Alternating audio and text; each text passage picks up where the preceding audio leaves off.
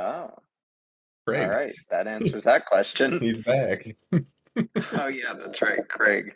Yeah. Hopefully, you'll have a little less to do tonight thanks to Pennsylvania internet versus Vermont internet. Yep. Craig on the ones and But twos. Craig on the ones and twos still, we didn't put him out of a job at least. So, I feel good No, about that. But no, he's still here. that's He's cheap. good. We pay him, you mean? Um, in influence. So, he gets credit Oh, on the all right. podcast, so then people, yeah. So Got we, it. we have we got a lot of followers, so it's worth a lot to get your name on the info there. There you go. We pay him in Korg coin, right? Yeah. I'm suddenly Yes. sitting on a lot of that, so you know. Oh God.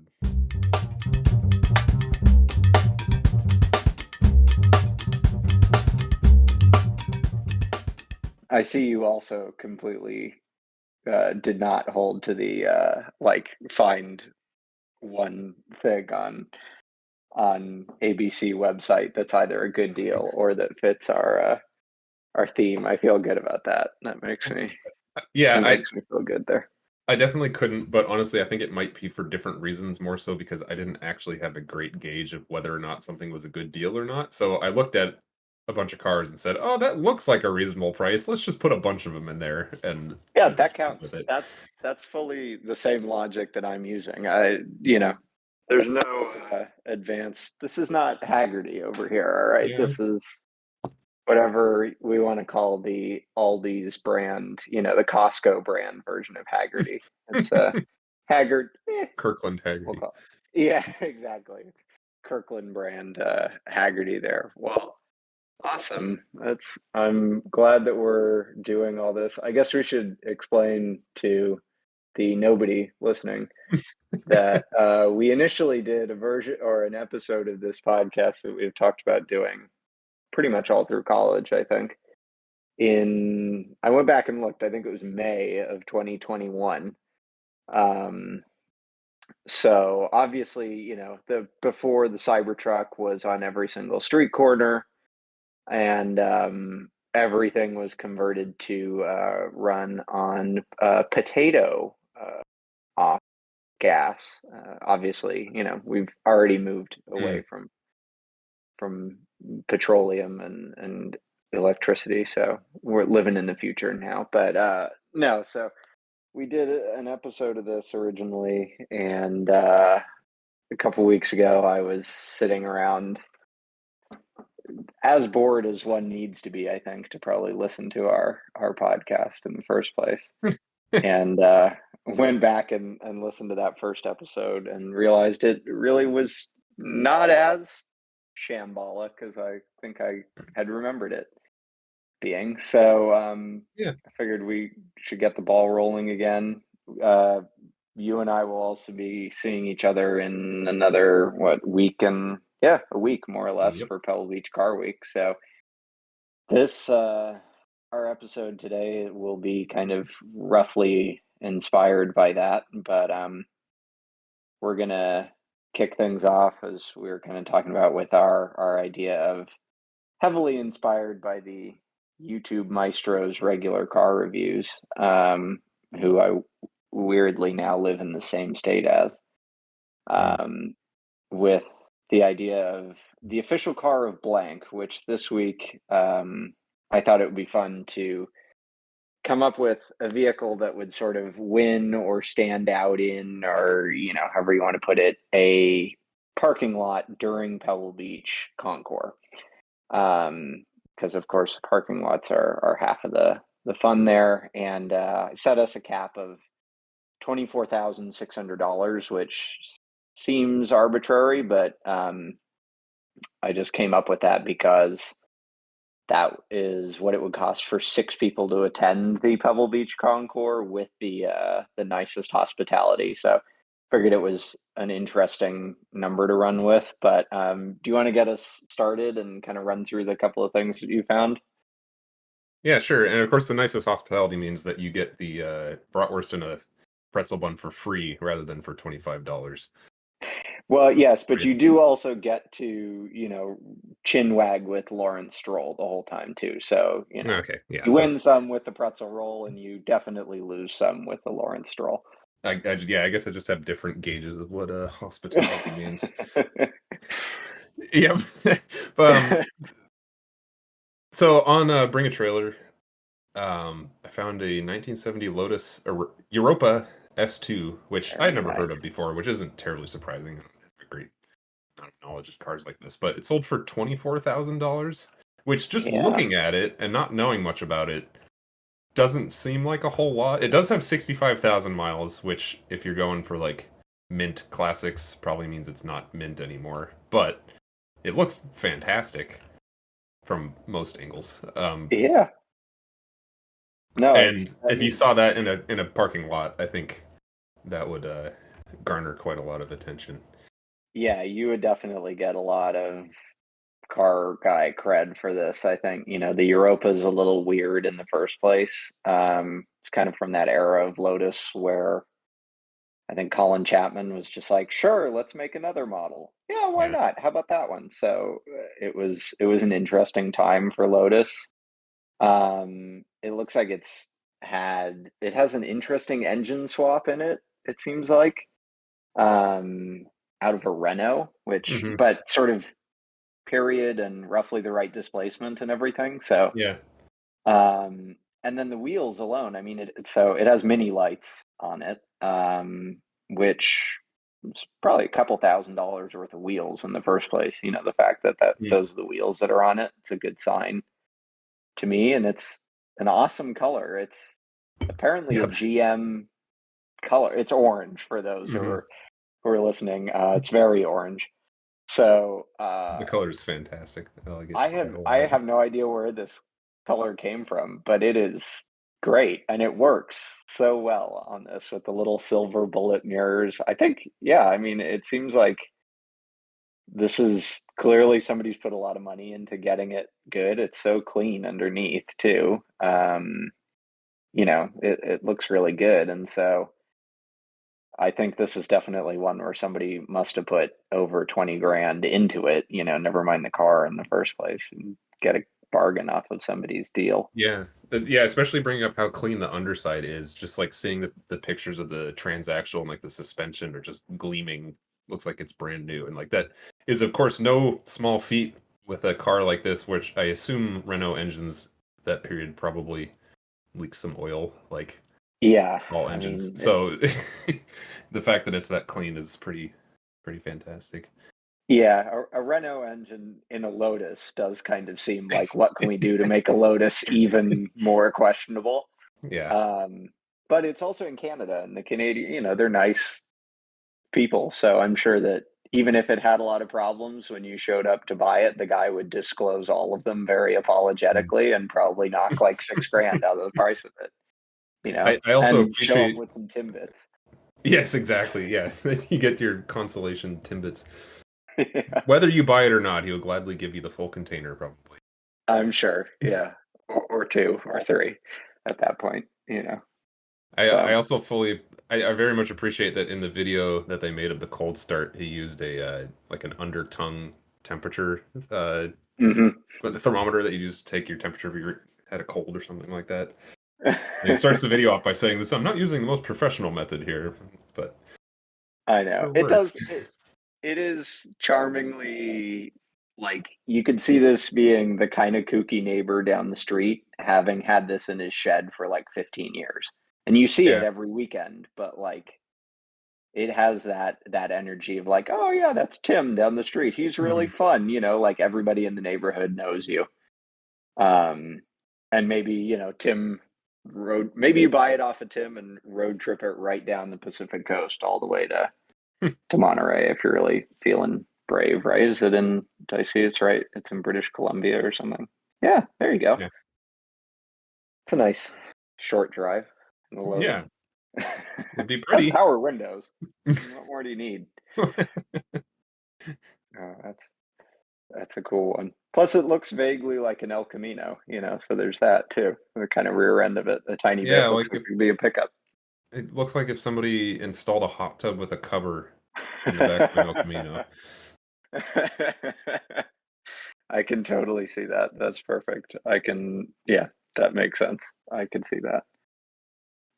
Perfect. Well, here, let me pull up your next one. I can see this is a Land Cruiser, so already the Well, word hey, great deal in no, Land no, no, Cruiser typically. you skipped one.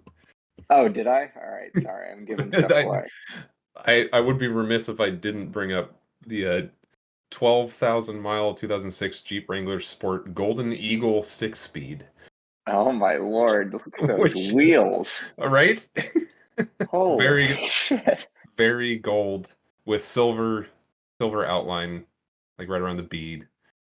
Oh my God. And the seats too that just look like it has like an ironed on it says it's embroidered, but it looks like somebody went to like Michael's and got like some of those ironed on letters and Does. just ironed them on the backs of the seats, which themselves look like you Uh, skinned a scuba diver and made him it, turn the wetsuit into the seats. That's pretty yeah, funny. Oh my goodness. yeah. Although it is funny to look at in comparison to Oliver. Yes, it is. It's very. I mean, they're very similar. Um, Yeah, that's well, I yeah. mean, it's a TJ, so like, yes, they're similar. I don't know. There's not a lot actually going for this. It's a good example of Jeep badge engineering that somehow makes this thing worth nearly $24,000. Well, that and the But mileage of it's it. I think these are probably cars that are impossible to find with mileage this low, right? I mean, yeah, that's or not true. impossible, but That's a good hard, point. you know. I would have expected something like if they had. I don't know if they made the Golden Eagle in the unlimited model. Oh, yeah. That that would have been a proper unicorn there. But instead, you But just get embroidery and gold, I guess. I mean, you get some sweet lettering down the side that makes it look like Golden Eagle was like a mid-90s cop drama It does, yeah. with a co-brand going with this This Jeep. It does kind of make it look that way. this is what the sheriff drives. Yeah, exactly. Tonight on Golden Eagle, Sheriff Johnson finds some perps who just can't be stopped. And he's like, it's just a lot of like roundhouse kicks to the face, but where you can see they're about an inch and a half away, and sort Yeah, of and it like, cuts away. Tries to cut yeah, away at the right exactly. point, but it doesn't quite do the job. Yeah. Yeah.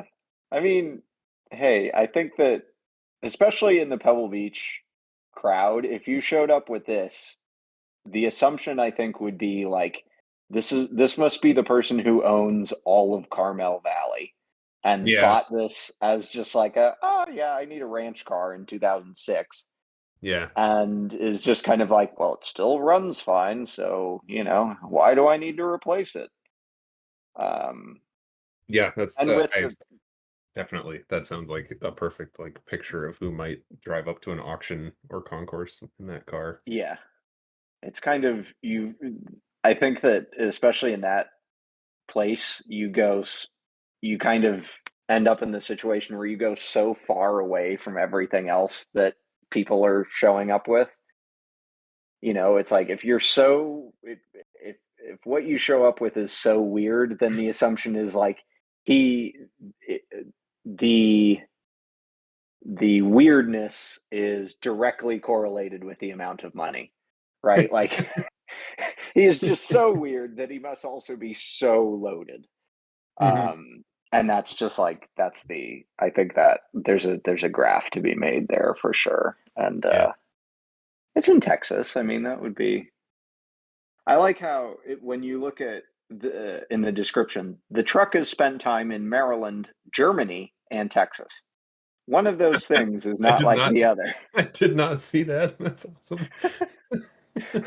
I think that must Oh mean, right, boy. somebody in the service probably bought this and then got shipped to Rammstein or something, and Mm, then came back and sold it to somebody in Texas or whatever. But yeah. yeah, spent the first 2 years going to and from the Pentagon, right, from somewhere in suburban Maryland, Yeah. and then got stuck on some transport plane and flown to Germany with somebody, I'm sure. Huh. It's a good story, though. I feel like I want to know the background there. Yeah, and I'm just looking at the documents now, and I think they have the original sale receipt from Waldorf Chrysler Plymouth in Waldorf. What? Oh God, what is MD? That's That's Maryland, yeah. okay. Yeah, Maryland. And so it Yeah, Waldorf, was Maryland. sticker price was 25,000 ish, Huh.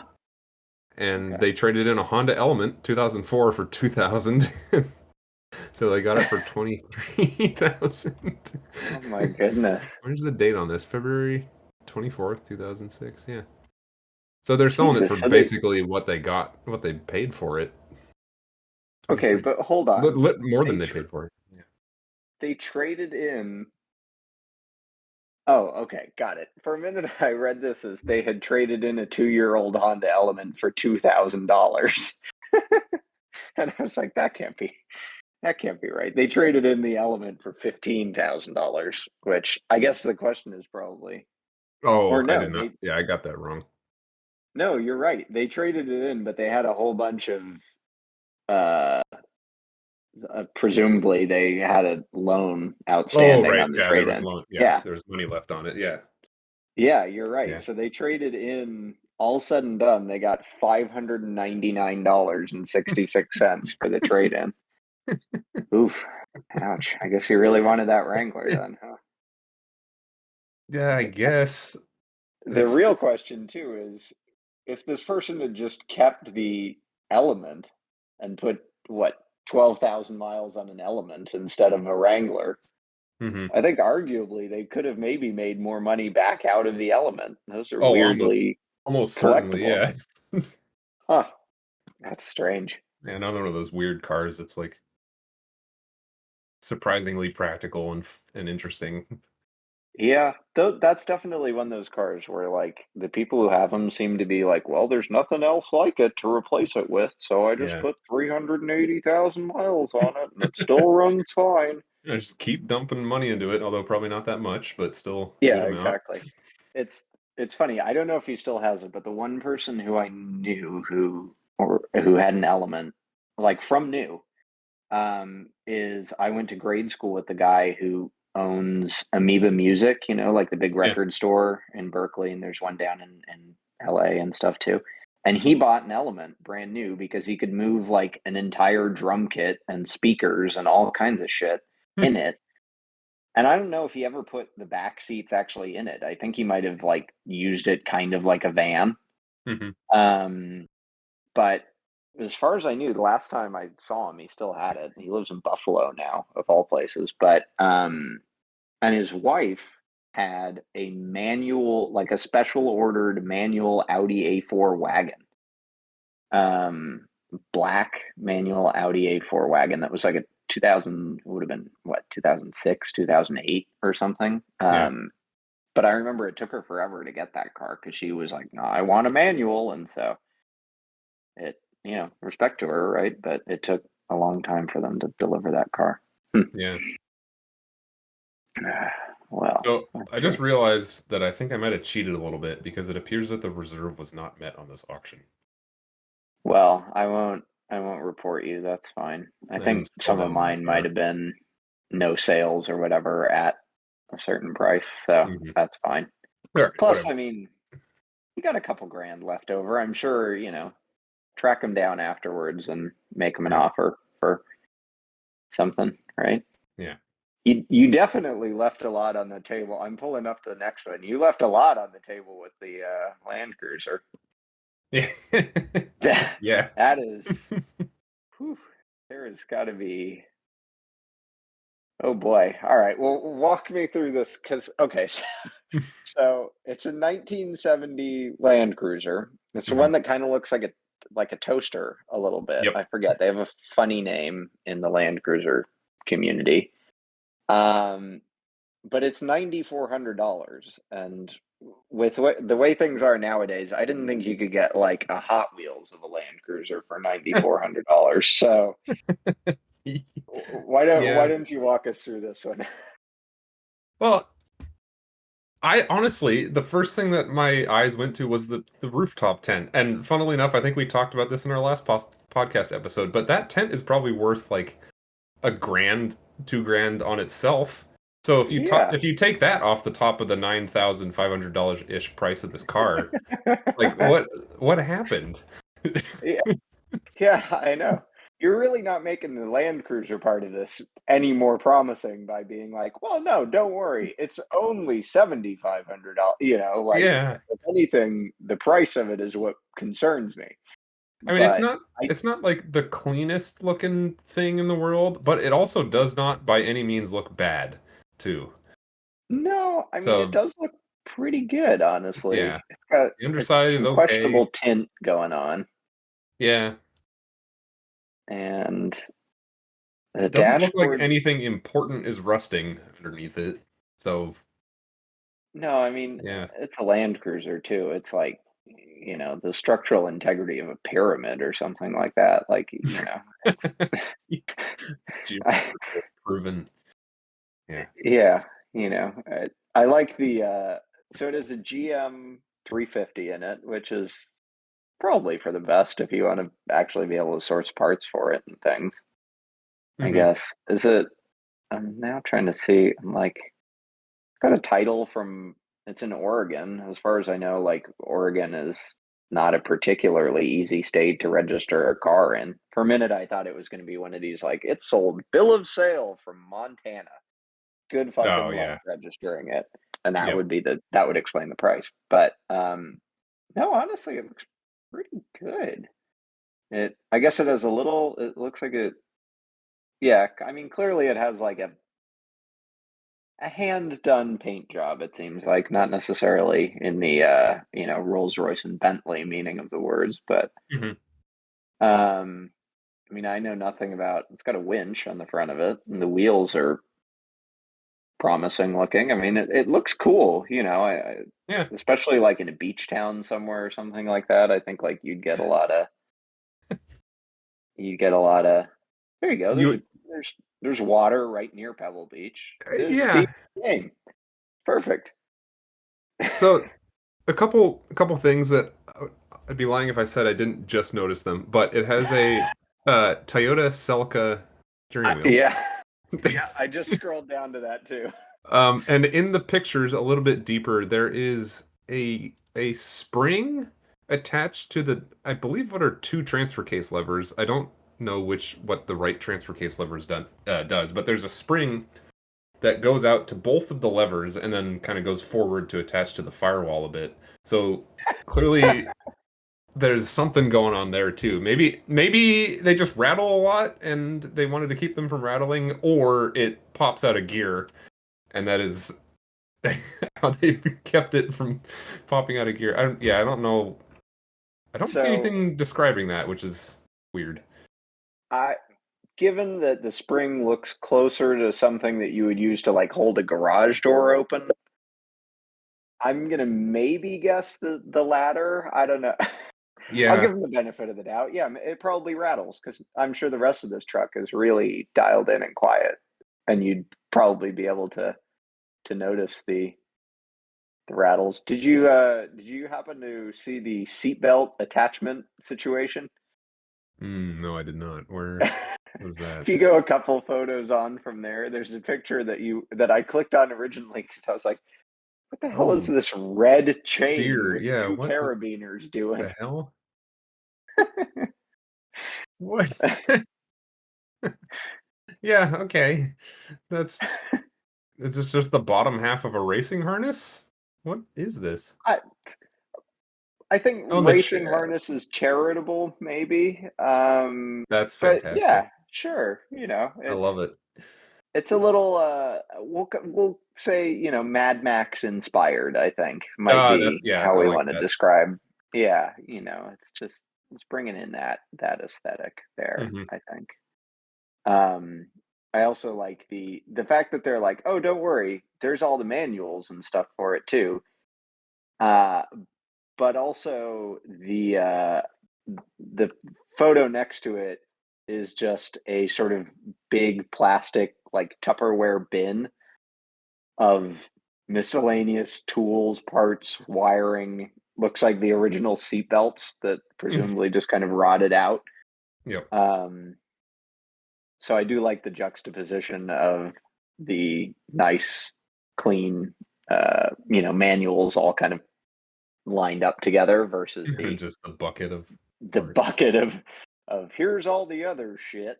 Yeah. So, no, that's actually given that I think it's in Oregon, right? So it's probably just somebody being like, yeah, this is the other stuff that's associated with it.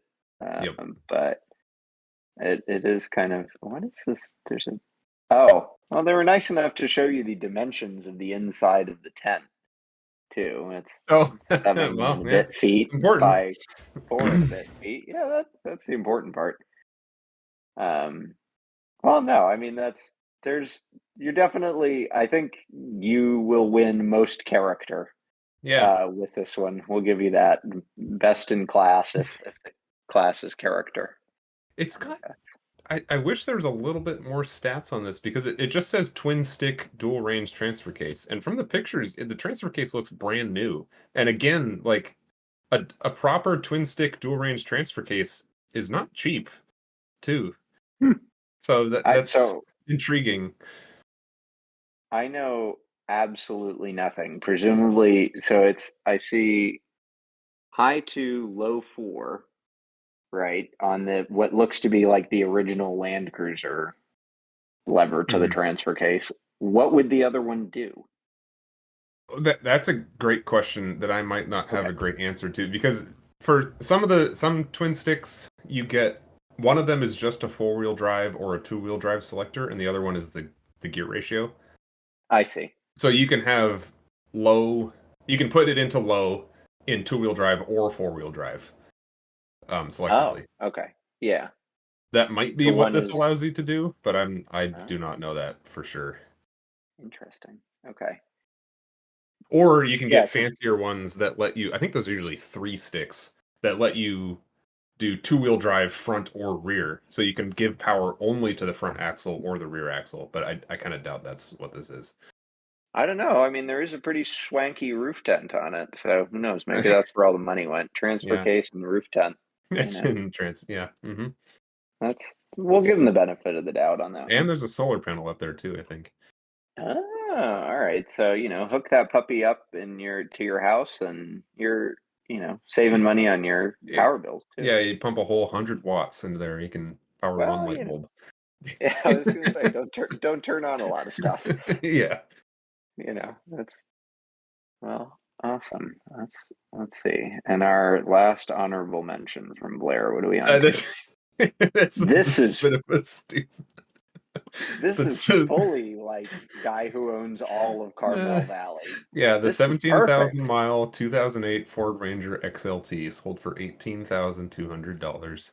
This is a Oh bit of a yes. like why, what the hell, how, when, where, why, but I I just love that there's this cult following for the old Rangers. It's so funny that I think I got this from a regular car reviews video where like Ford designed the Ranger to be a fully disposable car. Like they were not supposed Hmm. to last more than 100,000 miles or something like that. They were supposed to be cheap fleet vehicles or like cheap vehicles for someone who needed a really cheap pickup truck to bring their gardening equipment around or something like that. Hmm. But people have like staked their lives on keeping their cheap disposable Ford Rangers alive Hmm.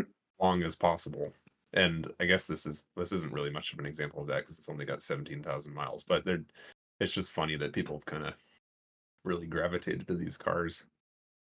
This Nothing is wrong with it for sure, but nuts. it's it's pretty cool to see such a mint 2008 Ranger though. Huh.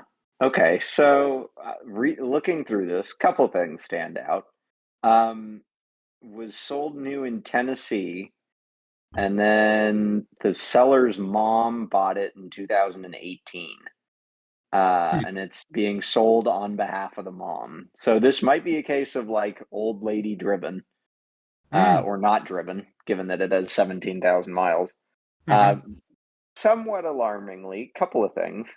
Uh, Main listing photos were taken in September of 2022, so hopefully not like Hmm. wrapped around a telephone pole or left outside since then. But it looks great in the photo. It's sort of a mid-tone blue color with very chromed wheels. That must be a feature of the XLT. Yeah.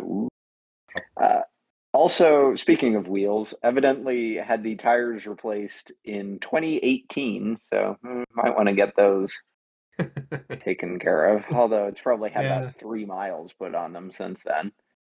Um, I also love the fact that okay, so the outside of this truck, not from a condition standpoint, from a styling standpoint, the outside of this truck looks like it's from like I don't know. I'll give it the benefit of the doubt and say 2001.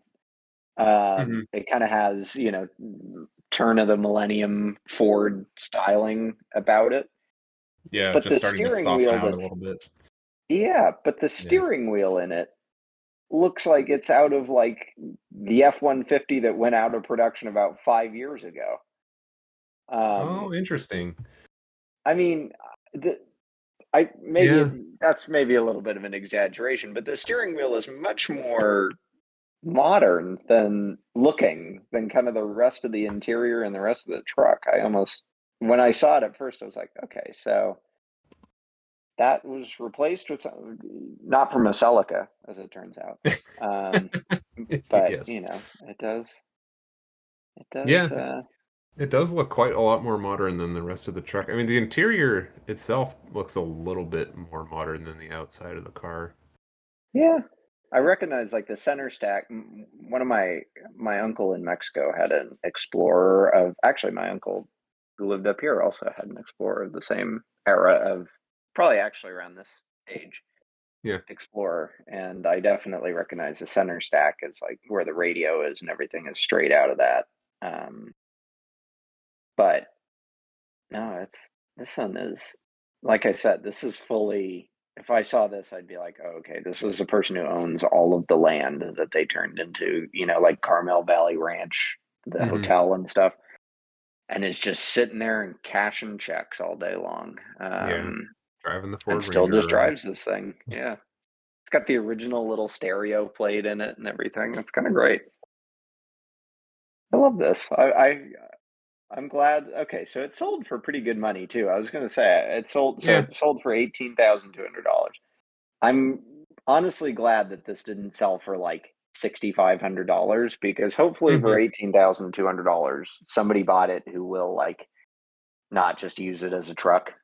Because at this point, I kind of hope that it stays nice. There's something cute about it, especially knowing like the person sold it on behalf of their mom and stuff. Like I don't know, there's something kind of sweet about it. I feel Yeah, like, this could be the star of I feel like you mentioned this in a text to me recently, but like Radwood 20 years from now or something like that when it's not yeah, Redwood, I but could whatever like definitely or see it. like 90s to early 2000s car show, like this car would fit in there perfectly. Like a fully Yeah, mint Ranger. yeah, and it would get a lot of kudos from people. I feel like it would get a lot of, yeah, no, it's it's a good one. I think out of the ones that you found, I mean, the Europa is great, like actually great. This one I think is great from the like, oh, look at this kind of standpoint. But no, it's a good one. It's a lot of fun, and you found some good ones in there. I'm realizing we went in very different directions, but I kind of love that. That I honestly I think that was my kind of my hope. So if there's Good, anything I yeah. can offer, it's just a very differing opinion because the difference in wealth of knowledge between us is quite large. So Well, if I no, can I at mean, least just provide something interesting to look at, then I think I will have succeeded. I couldn't figure out what the hell you would ever do with a second lever for a transfer case. So you Well, say that, but you know, it's different. Yeah, yeah, different different. strokes for the I think that's part of what I was kind of hoping for with getting this podcast going again.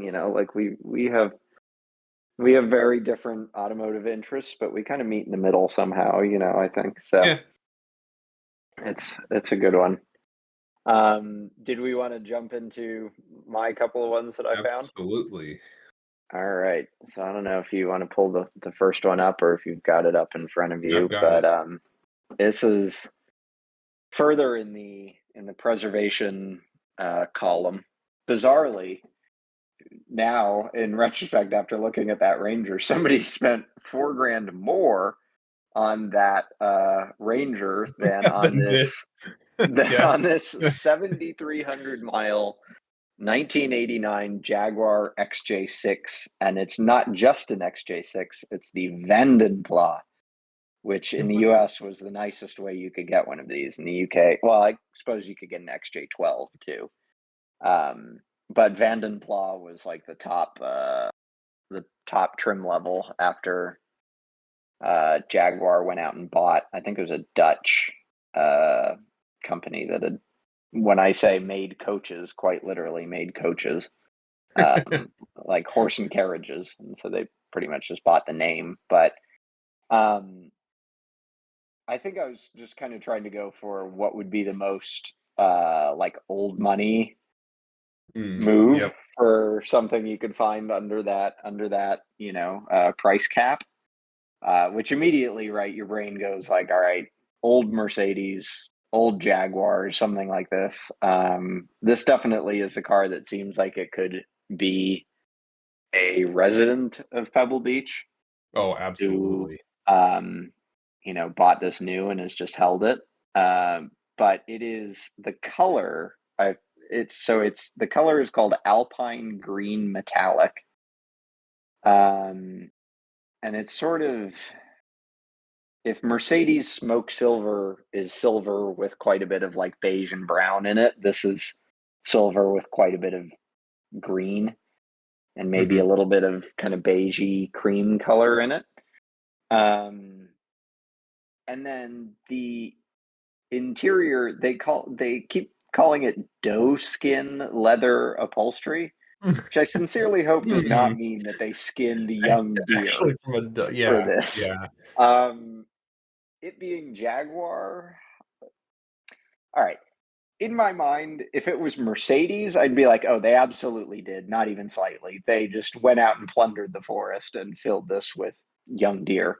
Yep. It being Jaguar, I feel like they probably just came up with that as like a marketing name for, this uh, type of leather or whatever. But it is obscenely clean, and has no, issues or anything on the Carfax. Apparently, even passed smog in February of 2021. So, Yeah. presumably you'd still be able to get it to do that. I mean, it's an automatic, and it's an XJ6, so probably incredibly anemic. You'd be passed by golf carts um, driving around. What was But the not to harp on regular car reviews more, but he says Jaguars don't accelerate, they advance. yeah, exactly. I think this is the peak of that. But this advances in the way that, like, somebody works for a company for 65 years and gets promoted 3 times in the course Oh of that. And god, in the okay. end, they get a Casio watch out of it. I think Ouch. that's about the same way that this Yeah. advances. Oh, this company Yeah. really appreciates me. Oh, yeah, sure they do. Yeah, exactly. I think that's kind of the advancement that they've got going on there. So first off, on Bring a Trailer, it seems surprising to say that there's any kind of a good deal left on Bring a Trailer, but that one did seem mighty appealing. It looks The next fantastic. one, the Oh, no, next no, one, if no, no, you hold on, want to hold on. talk I about, wanna, I wanna, oh, I wanna, go for I it. wanna Go talk ahead. about this because just looking at this car, it looks like something about this is calling to me. I'm not gonna lie. Like especially the rims. I have never seen rims like that before because it's got like a bit of like the Maybach dish look, but then Hmm. these really nicely looking machined like cheese grater holes around it that just look fantastic. And of course, it's all Yeah. polished up for these photos. And whoever took these photos, these photos could not have been cheap. Like Oh, full this is, on yeah. professional, not full white box, but like overhead lit um, Yeah. If everything. you if And you look at this seller, it, like, I recognized their stuff right away, and they sell. I don't even know how many cars they've sold on Bring a Trailer, but there you go. They've sold Oh, 975 all right. cars on Bring a Okay. Trailer. Yeah, that Yeah. makes sense. Which honestly, like the fact that it's such a well-known seller too, was part of why I was like, I'm surprised this didn't go for more money. Yeah. But I don't Yeah. know. I This is one where I kind of wonder whether if it was an XJ12, um, if it would be like three times this price. Hmm. Because I don't know if we already mentioned it, but for those listening, $14,750 is what this sold for. So I don't think you can even get a Nissan Versa Note for that much. Yeah. Or from a normal Land Cruiser, you can buy the antenna off of the roof. Hmm. Um, but I kind of wonder whether this is one where it just like slipped through the cracks because people have nostalgia for the 12-cylinder one, and would pay a Hmm. lot of money for that. But for the 6-cylinder one, they just don't really care that much or pay that much attention to it. Yeah, I don't that know. makes sense. Yeah, I I don't don't know. know. I think this has unlocked in me like a new like, oh my God, I would love to drive this to like a dinner party or something like that. The You would front end immediately be the most interesting person there, guaranteed. at a dinner party, yeah, probably. The front end has just like the slightest hint of Maserati too in the grill Yeah, to I me. could I see don't that, and especially of that I era. yeah, I love the fact that it's sealed beam headlights too, and they integrated that into styling so well. Yeah, And I kind I of think. dig. Go ahead. Oh, I was going to say, of the kind of big Luxo barges of the era, the European ones at least, I think it definitely got kind of American bumpers and lights Yeah. the best out of all of them. Like the Mercedes of the era are kind of awkward looking. Yeah. Audi wasn't really doing anything in that class of car at the time. BMW, I guess you could get a 750 if you wanted a V12, but and those are pretty good looking cars, but they got a little awkward in the US with big bumpers and stuff.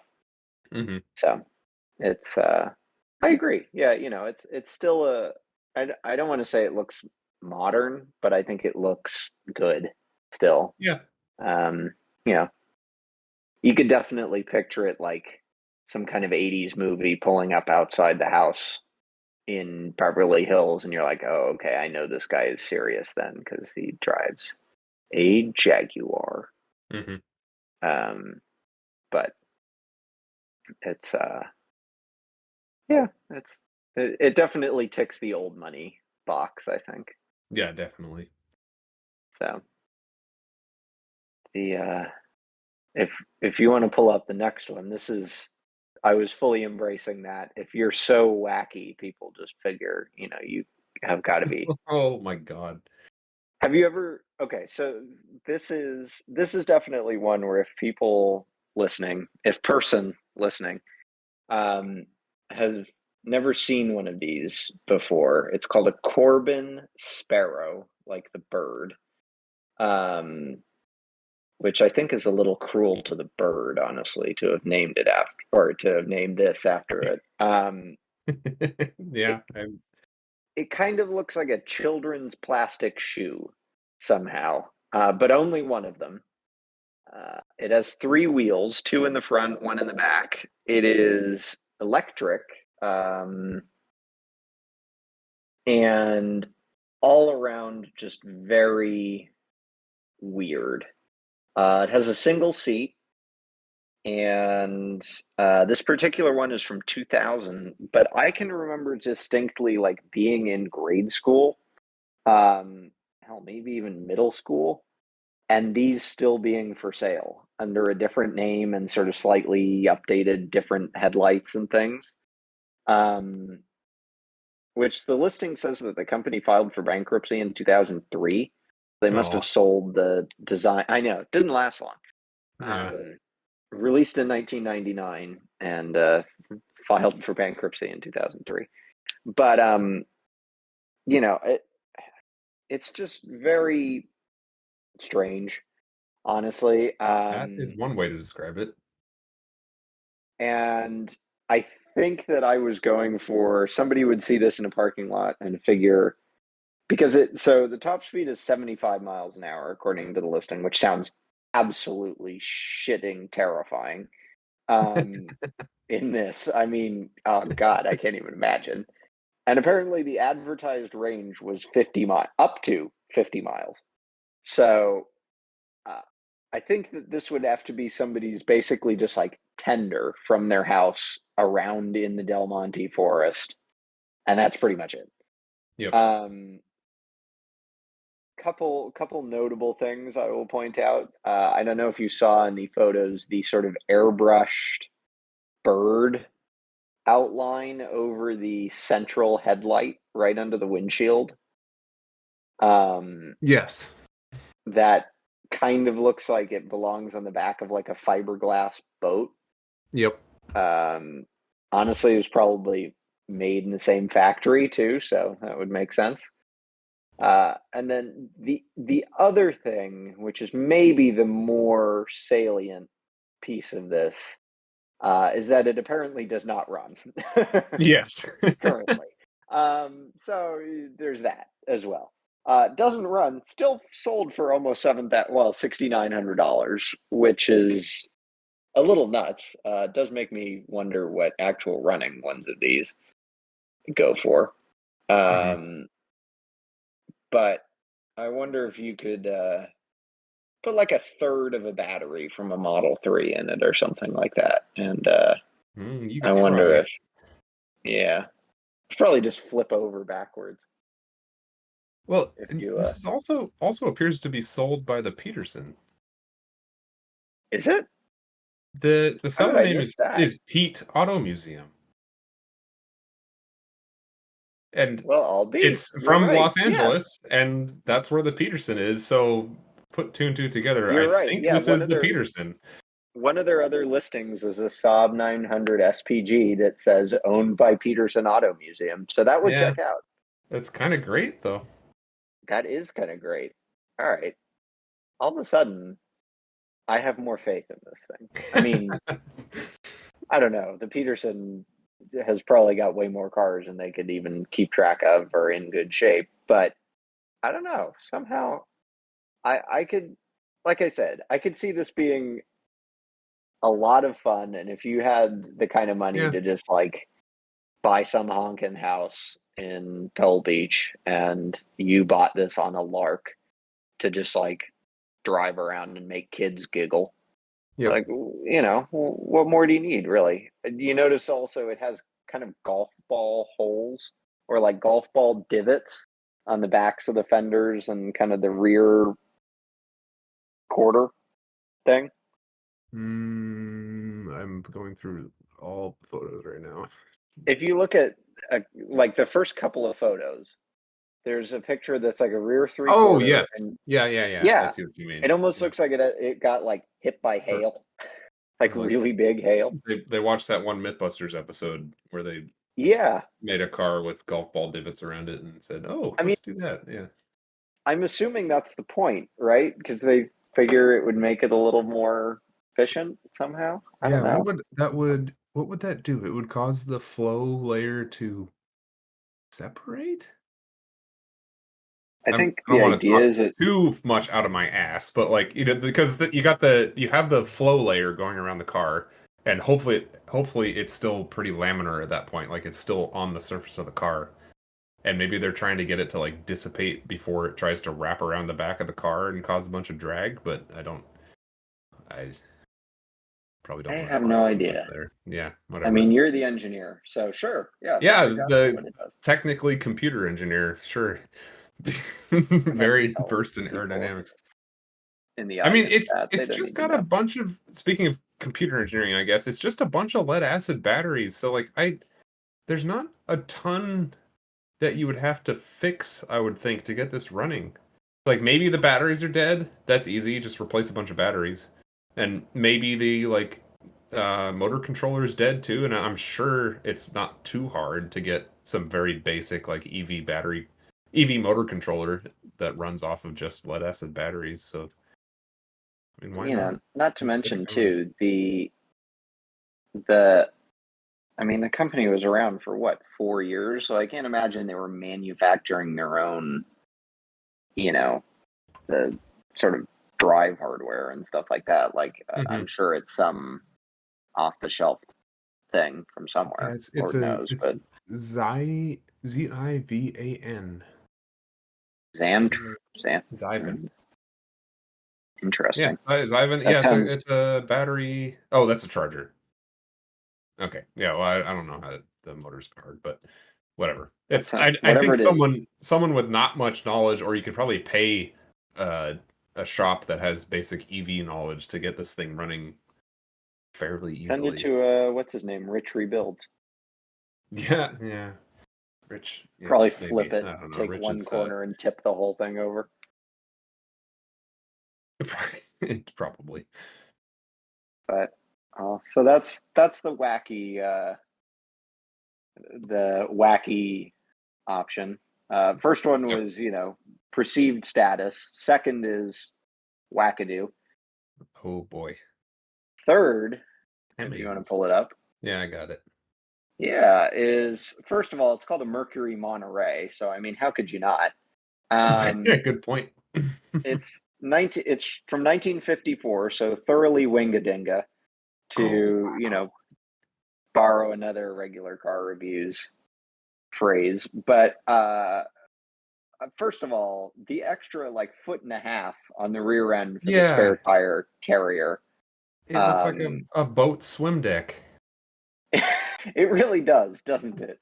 It's and I love all of the details like on the C pillar, that little kind of like fluted thing that has Yeah. a little badge in it. It just looks so nice, honestly. And I feel like I don't know, these are not the kind of cars that you see a lot of in Pebble Beach, even that weekend. Yeah. You do not see a lot of like 50s American cars. It's a great color. It's sort of coral salmon red kind of color. Um, Unfortunately, with also a red interior, which is a little Mm. questionable. Two-tone red and white, I guess. But it, I just, I just sort of figured like I could picture pottering around in this thing. I'm sure it makes a really wet kind of blah blah blah blah blah as you drive around, and it's located in Napa too. So I figured like, all right, fly in, go up, give somebody, they want 22 for it, but I'm sure you could give them 18 or something, and wubble up your way down to Monterey in it, and I'm Yeah. sure you'd have a Enjoy it great all the time. way. Yep. Yeah, just give thumbs up to people on the way down, and so it seems it just seems like it would be a fun time. And I did like the little if you notice kind of behind the steering wheel, it's got those four little levers or switches. Yeah. Um and it reminded me of somehow of like a de Havilland Beaver, those the airplane that Uh-huh. has the three kind of big levers right in the center. I think it's what, That's mixture, interesting. throttle, and prop sync or something. But What did they do? I can't read the I label know on the it. glare makes it tough to I mean, it looks to like see, HVAC, but maybe HVAC controls of some oh, sort. maybe you're Uh, right. yeah, it says it has air conditioning, so maybe it's just mixture fan, something like that. That would be that would be kind of cool too if that was like an optional thing and they just popped it kind of on there or in there. Yeah, That'd be interesting. Be surprisingly sort of advanced for production of the era to just, you know, yeah. have something like that where it's like a module that you kind of plug in or whatever, but kind of cool. I love the wording of this auction entry Oh too. my God. It's like Yeah. shifting of the overdrive transmission is said to be, in quotes, very good. I Like, know. I mean, okay. If you haven't plumbed the bizarre depths of the Hemmings make offer auctions, they're simultaneously great, kind of puzzling, and kind of sad all at the same time because it's Oh, an equal mix of like, holy crap, what is that?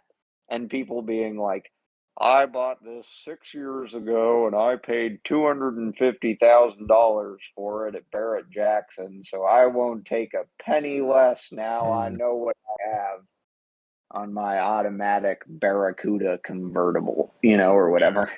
Yep. It can get very like, this is one of 18 optioned in this color with this and da da da da da, and then at the end it's still like, a Trans Am, not even, a Gremlin, Yeah. right at the end of that.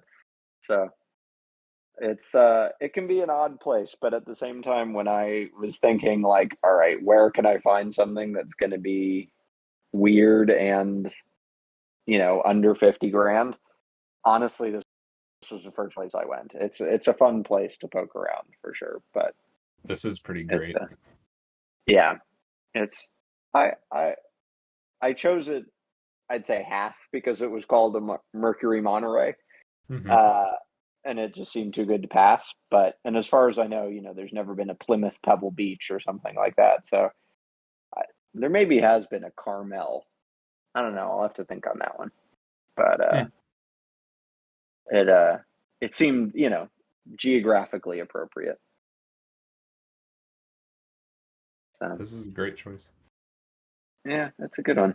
So in the subject of things that you might see in the parking lot or on the lawn or whatever, I figured we would chat a little bit about some of the different cars that we might see this year at uh, Pebble Beach at the various kind of shows and things like that. But I noticed you threw a couple things on here. So what were some of the things that you're kind of looking at or I looking am forward to? I am very much hoping that Rolls-Royce brings the Spectre, the Mm, fully electric hmm. Rolls-Royce.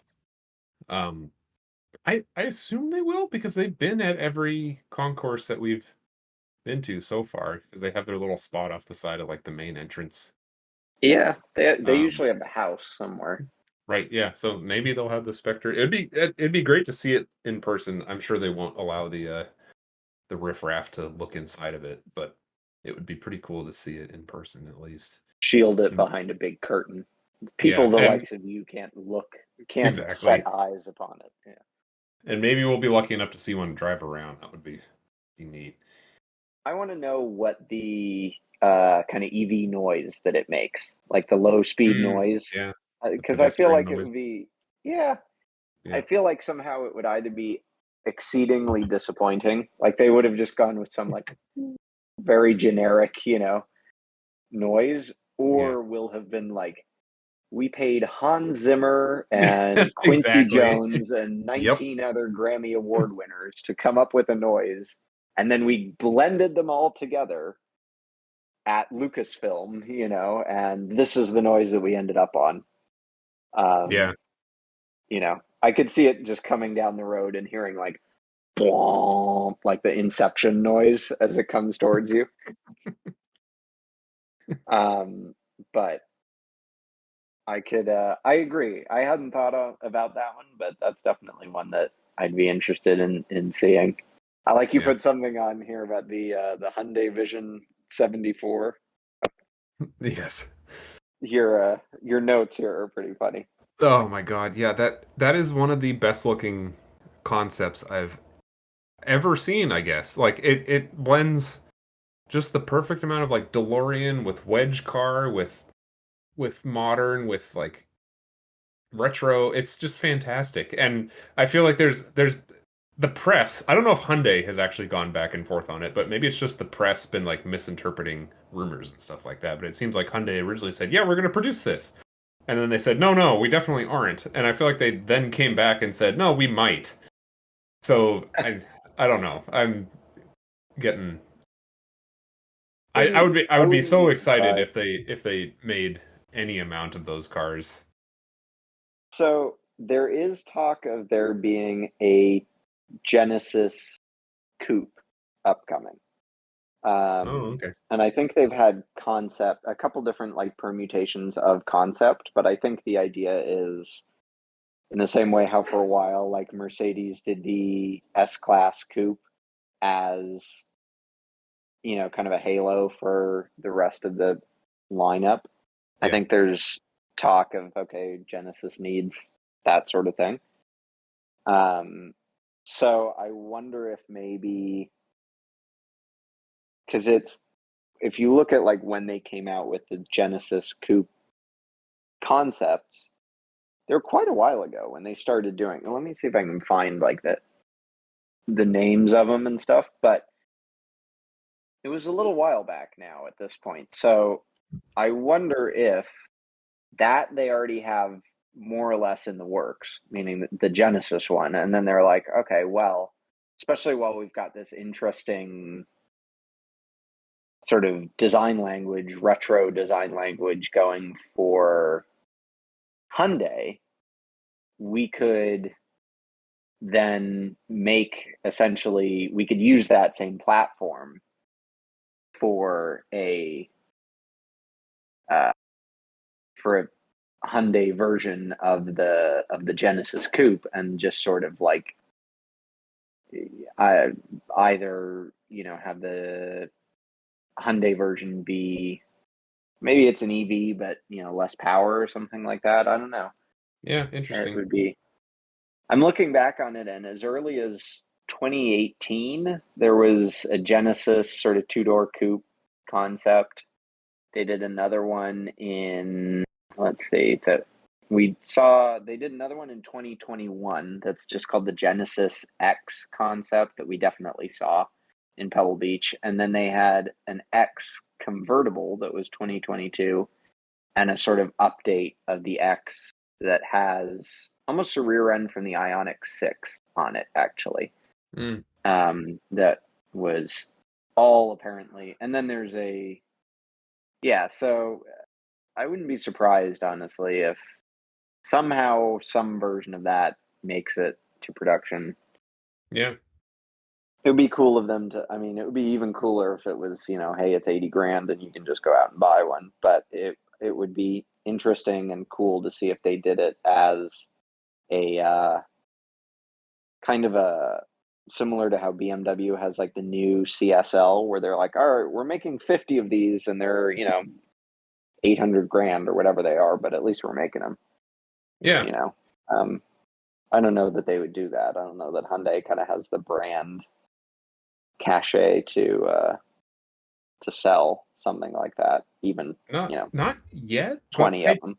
I feel like they're kind of getting there because I think I joked to a coworker recently that Hyundai just decided like 5 or 10 years ago, you're like, you know what? We're gonna be cool now. Yeah. Yeah.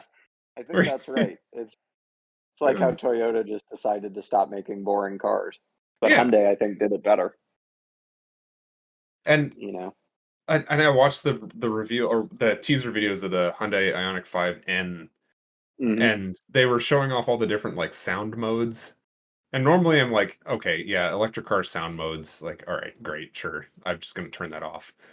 But they had one called, I think, Supersonic, which they didn't have Hmm. a great amount of detail around, but it seemed like at some sort of determined speed, if you were accelerating, it would make a sound outside of the car that sounded like a sonic boom. And at first I was like, oh my God, like, are you serious? You're really gonna do that? But then I like sat back and was like, okay, no, that's kind of cool. It's like if you were like, imagine if you're just like messing around, like you want to show off to a crowd or something like that. You turn on your external speaker that makes it sound like you're a fighter jet taking off. Like, I, I don't know. It's still cheesy. It's still corny. Honestly, I think I'd prefer most people turn it off, but it sounds like a great little party trick. And That's the the kind of fact that thing you where you go ahead. go ahead. The fact that you have the option to do that is kind of neat because you can turn it off. That's fine. But like, if you want to, you can turn it on. Yeah, it's the kind of thing where you want to have access to it, but you want nobody else to have access to it, Yeah, right? exactly. Like Yeah. it's, yeah, I get that. No, it's um I would definitely be interested in seeing the Ionic 5N. I'd honestly be kind of surprised if they have it anything more than like, here's one on a plinth, because we don't really have close to a production version of this, but I don't know, it's the normal Ionic is a lot bigger in person than it kind of reads in the photos, and obviously it's Hmm. going to be, roughly the same size. But I think in general that styling language can kind of be a little confusing, I guess, just in terms of uh, kind of how different things look or how much different things are emphasized, kind of visually in person versus in a photo. And so I'd be interested to see how a lot of the kind of tacked on stuff for the Ionic 5N Yeah. um, looks in person. I'm honestly kind of split on it at the moment, what I think of the look of it and stuff, but I don't know. We'll see. Yeah. I mean, it's probably going to be a polarizing car because I think the Ioniq 5 itself was polarizing at the start. Yeah, And your note on it, like, seeming it seems larger than it should be. It looks like it should be more like VW Golf sized, it like does. a proper hot hatch. But yeah, it is definitely more like they call it an SUV, which also I think is wrong. But it is almost the size of like a small SUV, so that also kind of makes sense at the same time. Yeah, it is. Yeah, It's a little bit of an odd car. I think in some ways it was pointed out to me at some point that EVs right now are kind of in this place that I'd imagine is fun for car manufacturers, where there aren't enough of them out there yet to, I think, really have strongly defined segments in the same way. Um, like you kind of look at it and it's like, okay, so BMW and Audi, Mercedes have to each have something vaguely 3 series, 5 series, 7 series, right? And those are kind of lanes that each of those manufacturers plays into and knows. Um, and they're kind of each playing off of each other. But in some ways, right now, I mean, no car company has like a fully built, I guess you could say Tesla has a built out EV lineup like that, where it's like, okay, you want this size but a sedan, great. You want this one. You want this size but an SUV, great. You want this one. Um, but with the exception of them, I think the Germans are working on it slower. The Americans are working on it. Um, but in some ways, I could see it being kind of a fun place for especially the design departments of these car makers to be in, because they can kind of, it's not like they're sitting there going, I would imagine, going, okay, we need something to kind of fit this hole. Um, it seems like they're kind of in a situation where they can cast a broad enough net in terms of kind of the niche that they're aiming at, where they can play around a little more, and I yeah, think in some ways the Ionic is a little emblematic of that. yeah. Room to But kind of hit the reset button and try yeah, something different. yeah. And I think EVs, more and more they're feeling like they're kind of okay, a serious proposition or being taken seriously, I think, by, you know, OEMs. Um, I think for a while they operated in that space where it was a little bit like,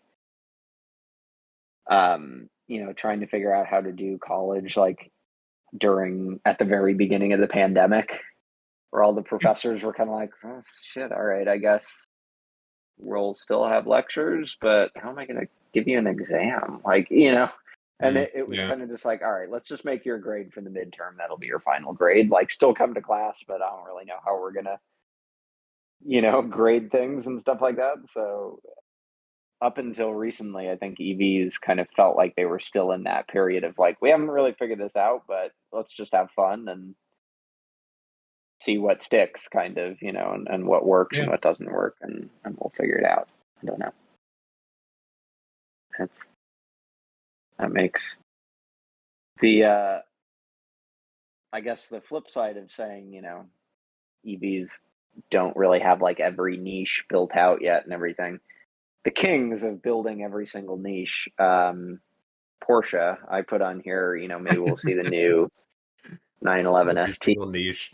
Yeah, Yeah, slicing the cheese incredibly thinner and thinner every time, I think it Hmm. seems like. But so I don't know if this one has really been on your radar, but basically it's GT3 RS, but you can get a manual in it. Um, Mm. and the current GT3 RS does not have a front trunk in it.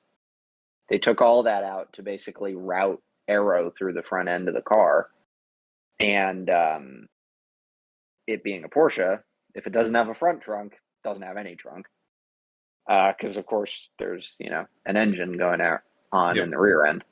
So the ST, you get the front trunk again, and of course it's this year is Porsche's 75th birthday, Oh, so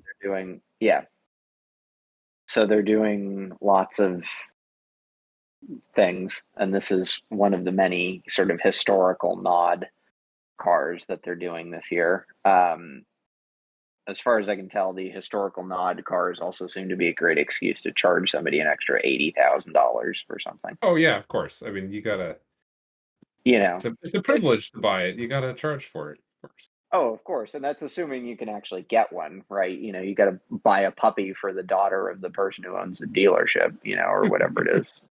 Just show up with a pony on Sunday morning to their front door. Yep. No, but and I think they're making something like 1,900 of these, or something. Might be like 1,950, or I don't know. But needless to say, if we're ever actually going to see one of these in person, it will be Pebble Beach. Yeah. There aren't customer cars yet. There are customer cars of the new GT3 RS, which I'm also interested in seeing because it's got this giant ass Gran Turismo looking rear wing. I don't know if you've seen what the new GT2 or GT3 RS looks like, but it's pretty insane. No. Um, so it's worth taking a look at. Here, I might be able to send you a photo Do you of say one. But GT2 or GT3? GT3 RS, yeah, Oh, it's a good God, yeah, that is 992 scaffolding GT3 of a RS. Yeah, scaffolding. it is. It's aggressive. It's a little So excessive.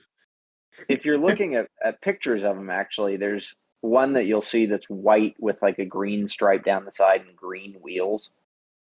Um, that one is U.S. market only, and Hmm. it's supposed to like pay tribute to the original, the 1973 Carrera RS, which was sort of the first, Porsche road car that got the RS name. And that car got launched at Monterey last year. So Oh, that's what makes me think, okay, maybe we will see the ST. And as far as I know, the US is the biggest market for Porsche by quite a oh, ways. interesting. So it would make sense for them to bring, even if it's like a really early pre-production one. Um, but it would be. I have a little note on here to look and see if they're doing that the barn thing this Oh, year. yeah. Uh, they're not. They No. are, but they're not doing really anything good at it. So we can probably skip that one this year. But that's a little inside baseball for the one person out there. And then I threw on here Gordon Murray T50 because we saw and heard, more importantly, heard a lot of that last year. But Yep. I certainly would not complain getting to hear that yet again. That was probably one of the most exciting sounding and just seeming modern cars. I don't know, that I can remember for a long time. It was Yeah. something that size with an engine that makes that kind of noise, and it's like it's surprisingly. I remember being very surprised by the size of it in person. I don't know, kind of how you felt about it, but I mean, definitely very good packaging, and it is pretty cool to see. Like people feel like that's definitely one of the lesser known I don't know if manufacturer is even the right word to assign to Gordon Murray. Like yeah, it was cool. It was neat to see something that unique and hear it. yeah, definitely. And to just hear it going around the track and everything, it's kind of one of those things where it's like that's part of why. So I also put on here, like, hopefully we'd get to hear and see the Aston Martin Valkyrie Hmm. in motion and just going around the racetrack and stuff this year, just because having seen, clips of and heard clips of that online, um, that seems like it would be, similarly special in terms of just an overall experience to actually get to hear and see one of those out in the world. Yeah. Um, who knows? I think there are customer cars out there already too. So actually, probably on both of those. On the T50, I don't know if they've delivered the American T50s yet, and same thing with the Valkyries. But there are customer cars out there in the UK and things. So who knows? We might see one of them kicking around somewhere. Hmm. Um, be it'd be interesting to see. It's that would be a fun one. Shall we move on to our Sure. what is our actual topic for the episode? I think Eh, after how far in are we? You've got Craig, Craig and the board in front of you, so I'm a little less than an hour and a half. perfect. All right, excellent. This is how most of our car conversations end That's up, so fine. seems fitting. It looks like you did a lot more research for this one than I I did. don't So think so. why didn't you get us rolling here? But sure. So yeah, the topic is cars that took forever to get made or had bizarre reboots or refreshes or something of the mix in there. The first thing that came to my mind was the Ford Thunderbird. Mm, And the only reason I think that is because there was a teacher slash administrator of some sort at my like elementary pre-K through like elementary school that had one of the like later 2000s Ford Thunderbird uh models, which I think was like the last year that they finally made them, where it was really nice and smooth, but it still had those circular like yeah, rear the passenger portholes. windows or something. Yeah, the portholes. And God, I thought it was ugly. And I'm sure this. I'm guessing people have different opinions here, especially people who saw some of the early Thunderbirds. Maybe they get some nostalgia out of that thing. But oh my God, it was just it was like almost PT Cruiser level to me of just like bizarre old callbacks in a modern car. I don't know, it It's did not resonate with me, and I thought it was such yeah, a funny rework. And but I had no idea when I went back to look at like how when the previous Thunderbird had been made, how long the Thunderbird was in production, and that there was just like normal looking Thunderbirds in the 90s and early-ish 2000s or something like that. And by normal, I mean it looked just like a Ford economy car. hmm Yeah, yeah. it was bizarre. They were surprisingly normal looking for a while. I mean, Yeah, I don't know, 80s and 90s, everything was kind of samey looking. yeah. But they were so it's funny that you mentioned I can't believe there's been 11 generations of Thunderbird, my goodness. Right? It's kind of I, ridiculous. that's crazy. Well, and especially you noted on here too, like there was a decent chunk where they didn't really make any of them, I guess, right? Or looking back Well, at this. I mean, it was 97 to 2002, which was shorter than I thought it was. I had Hmm. expected there was a much larger gap, but not really. Well, it looks like a vast yawning chasm when you look at what the Thunderbird looked like in 1990 versus what Oh, it looked like in absolutely. 2002. My goodness. Yeah. I mean, that's a huge difference from a styling standpoint. I mean, the 1994 Um, Thunderbird looks like just a nothing burger. It's like a just generic 90s economy car. I On it. actually kind of don't hate it. And this might be when I worked at Fantasy Junction, we had a Thunderbird. It was either a NASCAR or like an IMSA car or something, Mhm. that I think was built off of that generation of Thunderbird. And I'll tell you what, they looked all right as race cars. I mean, it looked Yeah, yeah, I can see punchy. that. Anything looks good as a race car, but it, it, I don't hate them. I mean, they're far from great, but it has a whiff of kind of first generation Honda Accord coupe. Hmm. about it, which is not, not terrible. And they mention it. So I'm looking at the Wikipedia article for these, Yep. very professional research here, but they mention on here they did also do the Thunderbird Super Coupe, which was a supercharged version of it, but with the Mm. V6, which I always found a strangely interesting combination. Yeah. Um, Weirdly kind of brave for Ford somehow.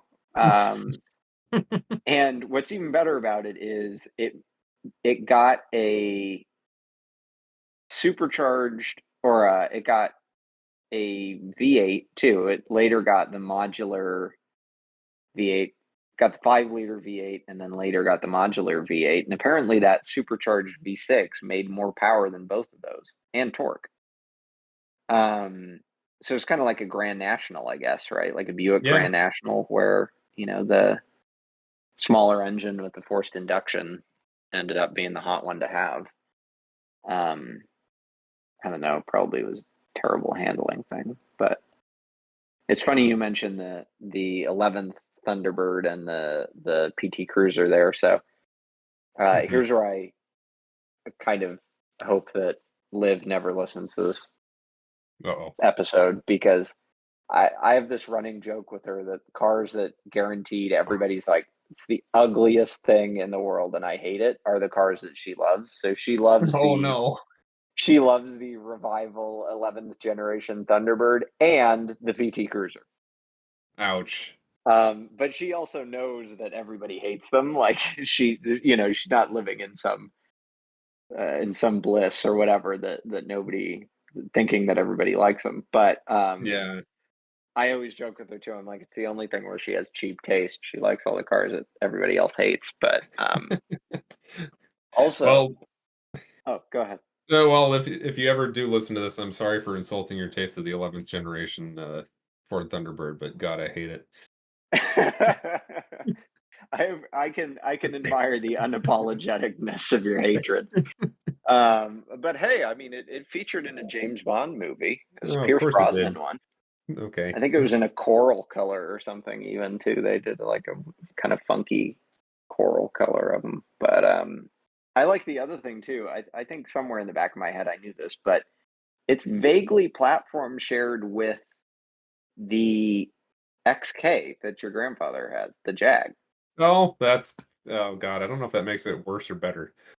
It Yeah. shares the V8 in it is, yeah, it Yeah. shares that. It's the Jaguars. AJ30. Yep. Yeah. Huh. Interesting. It's the That's a least reliable Ford V8 in the world, I'm sure. that's a very good call out. Huh. That's Hmm. interesting. I wonder if it's the same transmission in the Jaguar too, because that transmission is terrible It's pretty slushy. reliability wise. Also, it just they're very well known for just falling apart. Yeah, I wouldn't be surprised. It's, I mean, hey, with that mighty 280 horsepower and 286 pound-feet of torque, whew, what Absolutely nothing could transmission stand up could to that. stand up to that? Yeah, Yeah, exactly. exactly. Oh, that's pretty Hmm. funny. That's good. And so it says the engine and transmission also ended up in the Jaguar S type, which was the sedan of that, like the kind of mid-sized sedan of that era. So I don't know, Mhm. maybe, wouldn't be Hmm. surprised. Here's our woeful lack of actual information or anything Yeah, fits in here. exactly. That's You're okay. really pulling. I'm now looking at the next car that you put on here for bizarre reboots. You're really pulling out some classic winners here. If you want to run us through the next one, All my right, yeah. lord, So, this is. but the next one is the Jeep Liberty, which went through one of the most bizarre styling changes. Well, not the most bizarre. It went through a very bizarre styling change. It went from something that looked, I think I wrote this down. It looked like Wrangler Light to Dodge Nitro Hmm. Light. So it went from a very soft looking, kind of rounded, curved car that definitely channeled Jeep Wrangler in a good way, I Yeah, think. Like it wasn't a great looking car, but it wasn't a terrible looking car either. And then So that was the KJ 2002 to 2007. Then the KK 2008 to 2012. They just went like, no, let's just make it look like a Dodge Nitro and put the Jeep badge on it. It's like it's all square. The grille is fully upright, fully chromed front end. It's Um, very chrome. I also love that they switched to the JK's door handles, where you have to like push your thumb in on a big plastic I didn't circle to even notice that. open the Yeah. door, which is just not the greatest door handles, which I think were forgivable on the JK because it's a Jeep, but on this thing, which is just an SUV, it's like, why would you do that? But whatever. I remember when I first learned that these two cars were technically from the same model line, I didn't believe it at first. I thought that the Yeah. second one was the Jeep Commander, which which kind of looks similar. I Um, mean, I don't even know what a Jeep Commander looks the t like. well, if you go look at it, it looks almost exactly like the Liberty from 2008 onwards. Oh shit, Um, yeah. but Okay. yeah, so I really just don't get what they were doing here. Um, so yeah, the one fun fact that I pulled out there was that there was a Jeep Liberty Limited Jet uh I'm reading this, yeah. submodel, which I think I got from a Motor Trend article. It was $200 more than the Limited, and it got you larger wheels. It got you a black headlight bezel, thank God. And it also got you the option to have a two-wheel drive What? Jeep Liberty. Wait, I mean, sure, like why not? I guess. Huh. Yeah, I don't You know. could get a you could get a diesel one. Is that right? Oh, Yeah. I'm sure. Why not? So But according in to the US or Wikipedia, else, you could. did they Yeah, sell it this says Jeep internationally? discontinued the Liberty CRD, which was common rail diesel, for the Oh American well, yeah, look market at because it could not meet tougher 2007 emissions standards. that. Great. Interesting. So you could get a diesel with a four-speed automatic. My God, that combined with the aerodynamics of this thing. It's like, oh, there's a stiff Yeah. breeze. Guess we're not going anywhere today. Yeah, exactly. You just sit there and go, but not move anywhere, presumably. Probably. And I That's mean to be fully clear, I don't think the Liberty has ever been like the best car in the world. It's been a bit of a weird like Jeep submodel. But I at least thought that like in the earlier models its styling was a bit more honest to what it was. Uh, yeah. I think like the early ones they actually look kind of nice. I don't know. yeah, it's not bad. They look fun. You know. Mhm. I also like that the concept vehicles that evidently informed it were the Jeep Dakar and the Jeep Jeepster, which I know there I was originally a Jeepster back in the day, but still, it's pretty yeah. fun. Yeah, that is funny. I think the second generation definitely lends itself to a regular car review's official car of, but I can't fully materialize what it is the official car of in my mind. Uh, I don't know. I look at it, and maybe it's just the photo in the background uh, of the Wikipedia image of it, but to me, it just screams like, hey, I install home theater systems, and my boss said we ordered these speakers that are the wrong speakers. Do you want to buy them out of the trunk of my car at this gas station for a really good deal? Yeah. Yeah, that's pretty good. I'm glad that you had a a brain blast there on what it the official car of. The Ugh. official car of gas station deal on speakers. Yeah. Yeah, it oof, boy, yeah, it's not. I also like maybe this is what made me think of this. I'm reading through and it said it came with the optional features were rain sensing wipers, some other things, and then the My Gig entertainment system with a 30 gigabyte hard drive. There you go. Wow. It's, yeah, I know, right? Ooh. Plug your Zune into that, buddy. Oh, heck yeah. Did they still make the Zune in 2008? You sure? Um, I know you When hear was the both of us Microsoft Zune googling.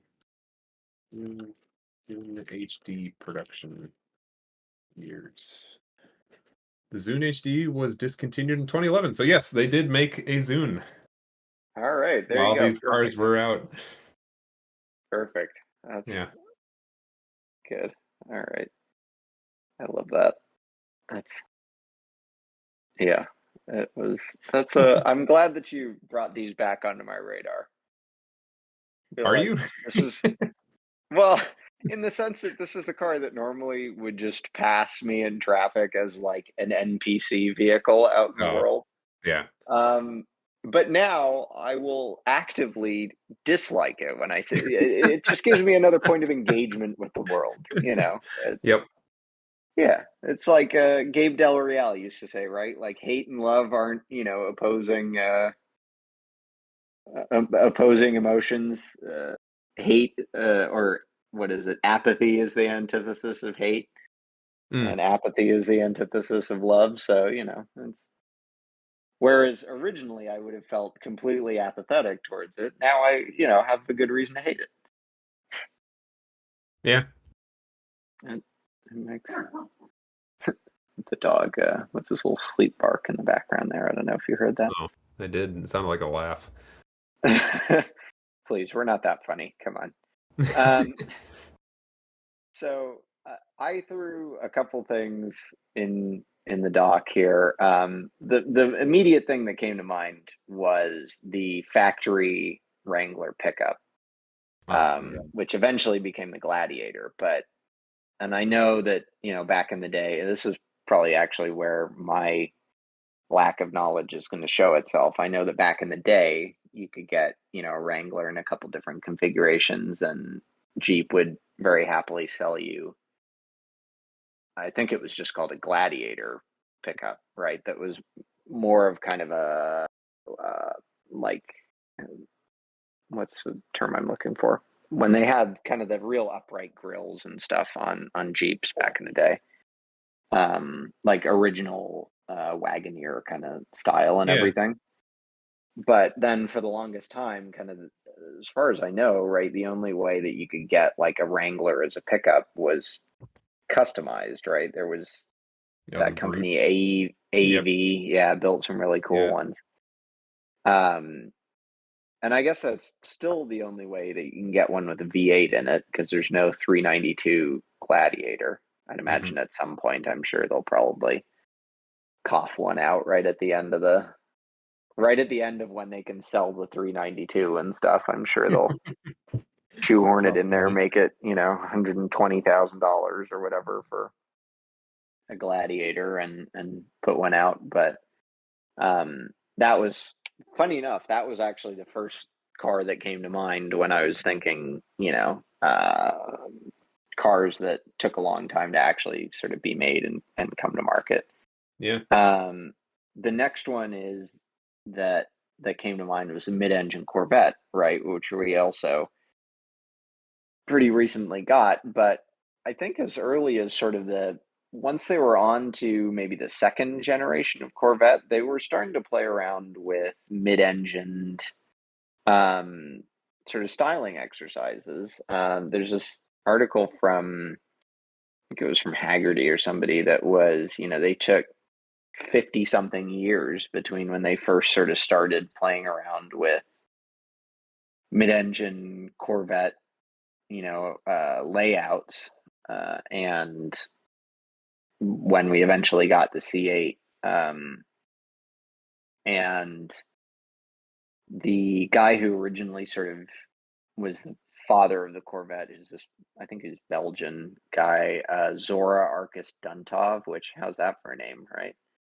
Um, he, I think, originally even said, "Hey, or at least by the '60s, we should do kind of mid-engine Corvette because this is the way that Italian cars are starting to go." And the Corvettes has always kind of been the idea of like it's the cheaper and the American way to get uh, kind of what the rest of the world is doing in terms of sports cars, but Yeah, here I'll share this article with you, but there's also this Motor Trend article that's the 9 concept cars that led to the mid-engine Corvette. It's kind of there's some Oh, interesting. interesting looks in here. Should Yeah. just be The popping up in there. the full Um, procession. Ooh. and you'll notice, so we'll do some trivia at the end of this episode. But Zora Arkus Duntov, father of the Corvette, was is some of the inspiration for the trivia that you'll be getting I at the see. end of the episode. You'll see, but yeah. So there's some honestly really good looking prototypes in here too. Absolutely. Um, there's and some of these I think look very, kind of their eras. I think they would have worked well at the time.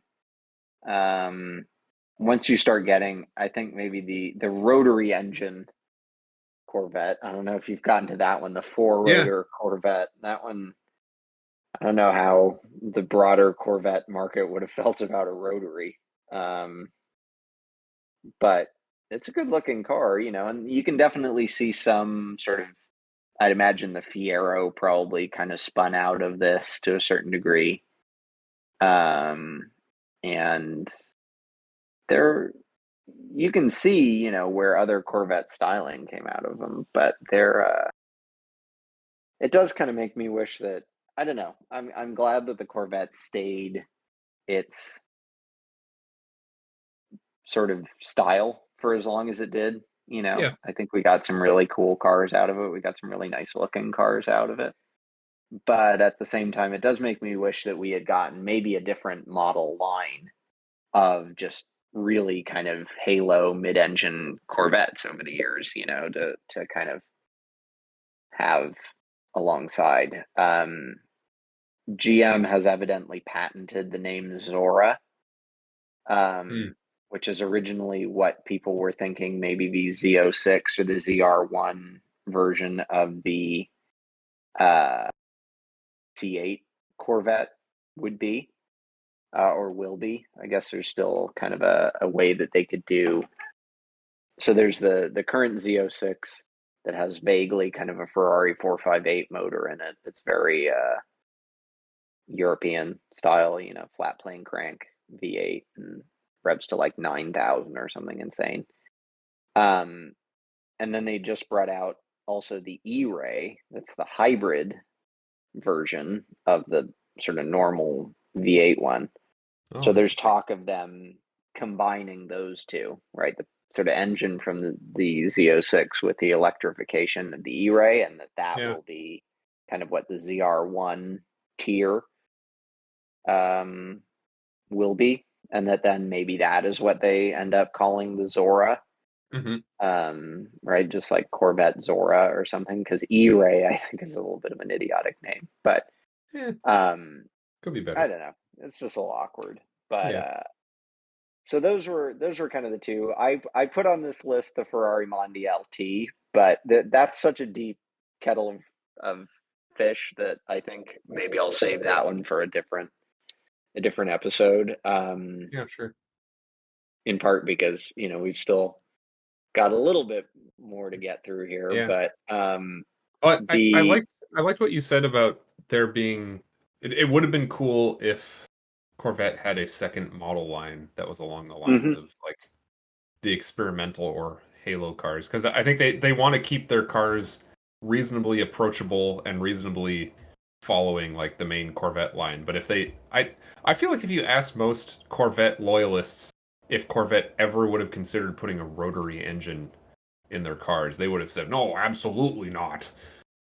But like learning that that was actually considered and maybe almost happened was that's pretty cool. And if someone had had the leeway to make a limited production car that followed up on that, that would have been pretty neat. Yeah, I think that first of all, I think you're totally right, that the probably general pool of pretty hardcore Corvette fans would never know. Um, and I think that you're right. In some ways, they dug themselves the hole of being, okay, this is attainable performance, you know. And ultimately, especially as you get more and more into the modern era, mid-engine cars are not cheap to make. You know, you've Yeah. got to have sort of a, even if you're doing it the way that GM does it on the new car, right? Like there's some pretty complex structures that have to go into the front and rear ends of those cars, and the engineering's tough too. You know, you end up spending a lot of money on the tuning of the car if all you've done up to that point, right, is sort of front engine, rear wheel drive. Um, so in some ways, both with their own audience and I think with sort of internally at GM, they dug themselves a very different hole that then they Hmm. kind of, you know, got stuck with a little bit, I think. But it would definitely be really interesting to see kind of how that would have panned out, right? You know, would we have $1 million factory Corvette right now? You know, that would be, call it like a Lamborghini Aventador competitor or something Yeah. that, you know, crazy and out there. I feel like I couldn't even say what that would look like, right? You know, it's so hard to imagine GM, like, would that be, you know, is it still a V8? Does that end up with the V16 that they were at one point kicking around for Cadillac and stuff, you know, Yep. that they put into Tahoe or something, right? Didn't they at one point? The V6. Oh God. Or maybe it was a V12 or something. I seem to remember having stumbled upon an article of them putting a like experimental GM 12 cylinder in a Tahoe. That sounds Maybe I'm fantastic. crazy. I think I'm more remembering the Mexico Border Patrol specific Suburban with like the 8-liter V8 in it or something like that. But Oh yeah. yeah, I'm sure somewhere out there in some salvage auction lot, there's got to be a million, like one of those sitting somewhere. probably. It would be, it would be. Now I'm like Googling uh, to see if there was a 12 cylinder Suburban, like, you know, prototype or whatever. I'm gonna find this if it freaking kills me. Um, so why don't you take us into our penultimate segment here? This is one of the what we might have as a Mhm. uh recurring segment while I try and find the 12 cylinder Suburban. Sure. So this is well bought, which is looking on all the various car auction sites, Bring a Trailer, Cars and Bits, Craigslist, or whatever. A car that seems like a good deal right now, or that someone bought uh, in the recent time period for a good price relative to what we might think it would be worth. Um, and of course, going off of my love of off-road everything, I found a 2009 Porsche Cayenne 6-speed manual, all-wheel drive Nice. with off-road modifications. It looks kind of like the Trans-Siberia Oh Cayenne, yeah. and it sold for $13,500, Wow. All which right, that does look. it seems pretty great. It's got method wheels, like pretty nice looking bronze goldish method wheels on it. Some pretty big Nitto ridge grappler tires on it. It's got, of course, kind of the tacky yellowed out like fog lights, which I'm not a huge fan of. But other than that, it looks quite nice, and the fact that it's a manual also seems pretty fun. Like Yeah. that car itself would be very fun to take off road in the first place, and then if you put a 6-speed in it, it seems like even more amusing to blast around some rocky trails with nice corners, bit of like a rally So I SUV feel. I'm looking at it. I never knew. So I knew you could get a stick shift of this era Cayenne in the GTS, which was a V8, because those have become like weirdly collectible. Not weirdly, I guess. I mean, it's a manual Cayenne. That's kind of, you know, interesting. But I never knew you could get a manual in any of the other trim level or like engine combinations in the US. So the fact that it's like the V6 in my mind makes it maybe more reliable. I don't know. It's a Yeah, maybe. 3.2. Yeah. That's like a common, yeah, that or 3.6. I guess it's a fairly common Audi Volkswagen Group V6, which I guess I did just say Audi Volkswagen Group V6. So And it does have big, 160 odd thousand miles on it. But yeah. yeah. I mean, it does look it looks nice, and it looks. I mean, other than like you're saying, the kind of yellowed fog lights and stuff, and the wheels are kind of bronze. The car itself is black with a black interior. Um, it looks actually pretty sedate. Yeah. Um, a lot a lot of the kind of off-road safari Cayennes that people are building right now, I feel like they have gone kind of nuts with them. Yeah. Um, so it looks pretty, low key. Um, it's kind of funny the little if you look at the switches, I guess, to adjust the ride height of it, presumably. You can see next to it where, or no, maybe that's the diff controller. Or like after the transmission or the gear Yeah, there's selector. a button Yeah. that says sport and then kind of a silver toggle that goes up and down to either mountains or a road. Oh, interesting. Yeah. And Maybe then to the did right they? of that, what's clearly like a blank spot that Yeah. you can put some coins in. But I'm trying to figure out then what the blank spot was for, because I would have said transfer case, but the little switch on the left makes it look like that's for, or maybe that's I don't think this diff has air locks. suspension. So yeah, I think Not? you're right. I think that is just the transfer case. Does it Huh. even have a transfer case? Some of these did because they were based off of the original Touareg, which Mhm. had like all of the off-road gear. Yeah, Um, because I don't remember what year they stopped offering the transfer case in the Cayenne. Yeah, okay, the 2006 could definitely have a transfer case, so that is probably a transfer case switch. oh, But here you go. nowhere. Yeah, it is. It is based on what the seller said in the comments. It's a transfer switch case Okay, or but no air transfer suspension, case switch. which is maybe a good thing. I was going to say, yeah, the fact that it doesn't have air suspension is probably a Yeah. good thing. So it's got Huh. just kind of a traditional lift on it then to fit those tires. Yeah, it looks cool. And like I mean, 13 for that does seem like it's a pretty good deal. If I got this, I would either remove it's got like a pretty kind of basic looking roof rack on top, which is very square Hmm. upright, which doesn't look great with nothing on it. And I think if I got this, I would either you would either put a rooftop tent on it or something like that, or just take that roof rack off. It doesn't Yeah. look great with it just bare like that. The only thing would be like on that kind of leading edge of the roof rack, it might look kind of cool to put some lights in there or something like that, and Yeah, just like cut them you, into the. you would have to go either direction. You got to either kind of tame it down a little bit so it's just kind of like mild off-roader looks, or you Hmm. got to go a little bit further into it and put a bit more a few more touches there to like finish out the styling. Yeah, I Yeah. think it would look nice too with. I don't know if this era you could get factory front end skid plates for them. That would be I cool. know later Cayennes you could, and I think probably like the Trans Iberia and that kind of stuff you could.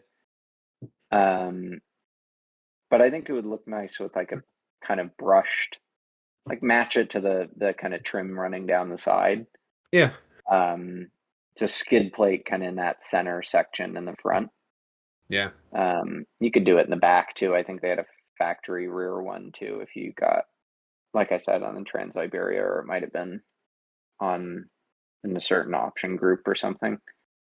Mhm. Um, but I just for the closure, I did just find the article that is exclusive photos show GM made a secret V16 GMC Yukon in the mid 2000s. Oh, fantastic. Um, I knew that this existed somewhere somehow because I remember seeing this and being like, well, clearly this is the perfect vehicle for Blair. because I know you do like the I know you do like this era of like big GM SUV. Yeah. So it's I was like, wow, there you go. Blair definitely needs this. I think it was they had contracted out some uh company to build them or to like play around with a 16 cylinder version of an LS, I guess. I think. Yeah. So I guess they yeah, vaguely built off of an LS6. So huh, that's interesting. All right, let's move on to our next Wellbot here. What did we? Oh, I already like the look of this, Blair. You know how I like these cars. Oh yeah. So this is another one Oh, where all I right. don't actually know if this was a good deal, but it seemed good off the top of my head. So it's a 2019 Volvo V90 T6 R Design all-wheel drive. Sold for Yes. $37,250. It's all white. Yes. It's got pretty tasteful looking rims too, which is great. And I mean Yeah. it's a V90, so it looks fantastic. They're such pretty cars. My God, they're such Yeah. pretty cars. And it's got the Polestar tune on it. I'm just like looking through the options that it has on it. It has Yep. Polestar tune, has the big stereo in it too, which is a good option on those. It has the not Alcantara seats, which is probably good in the long run.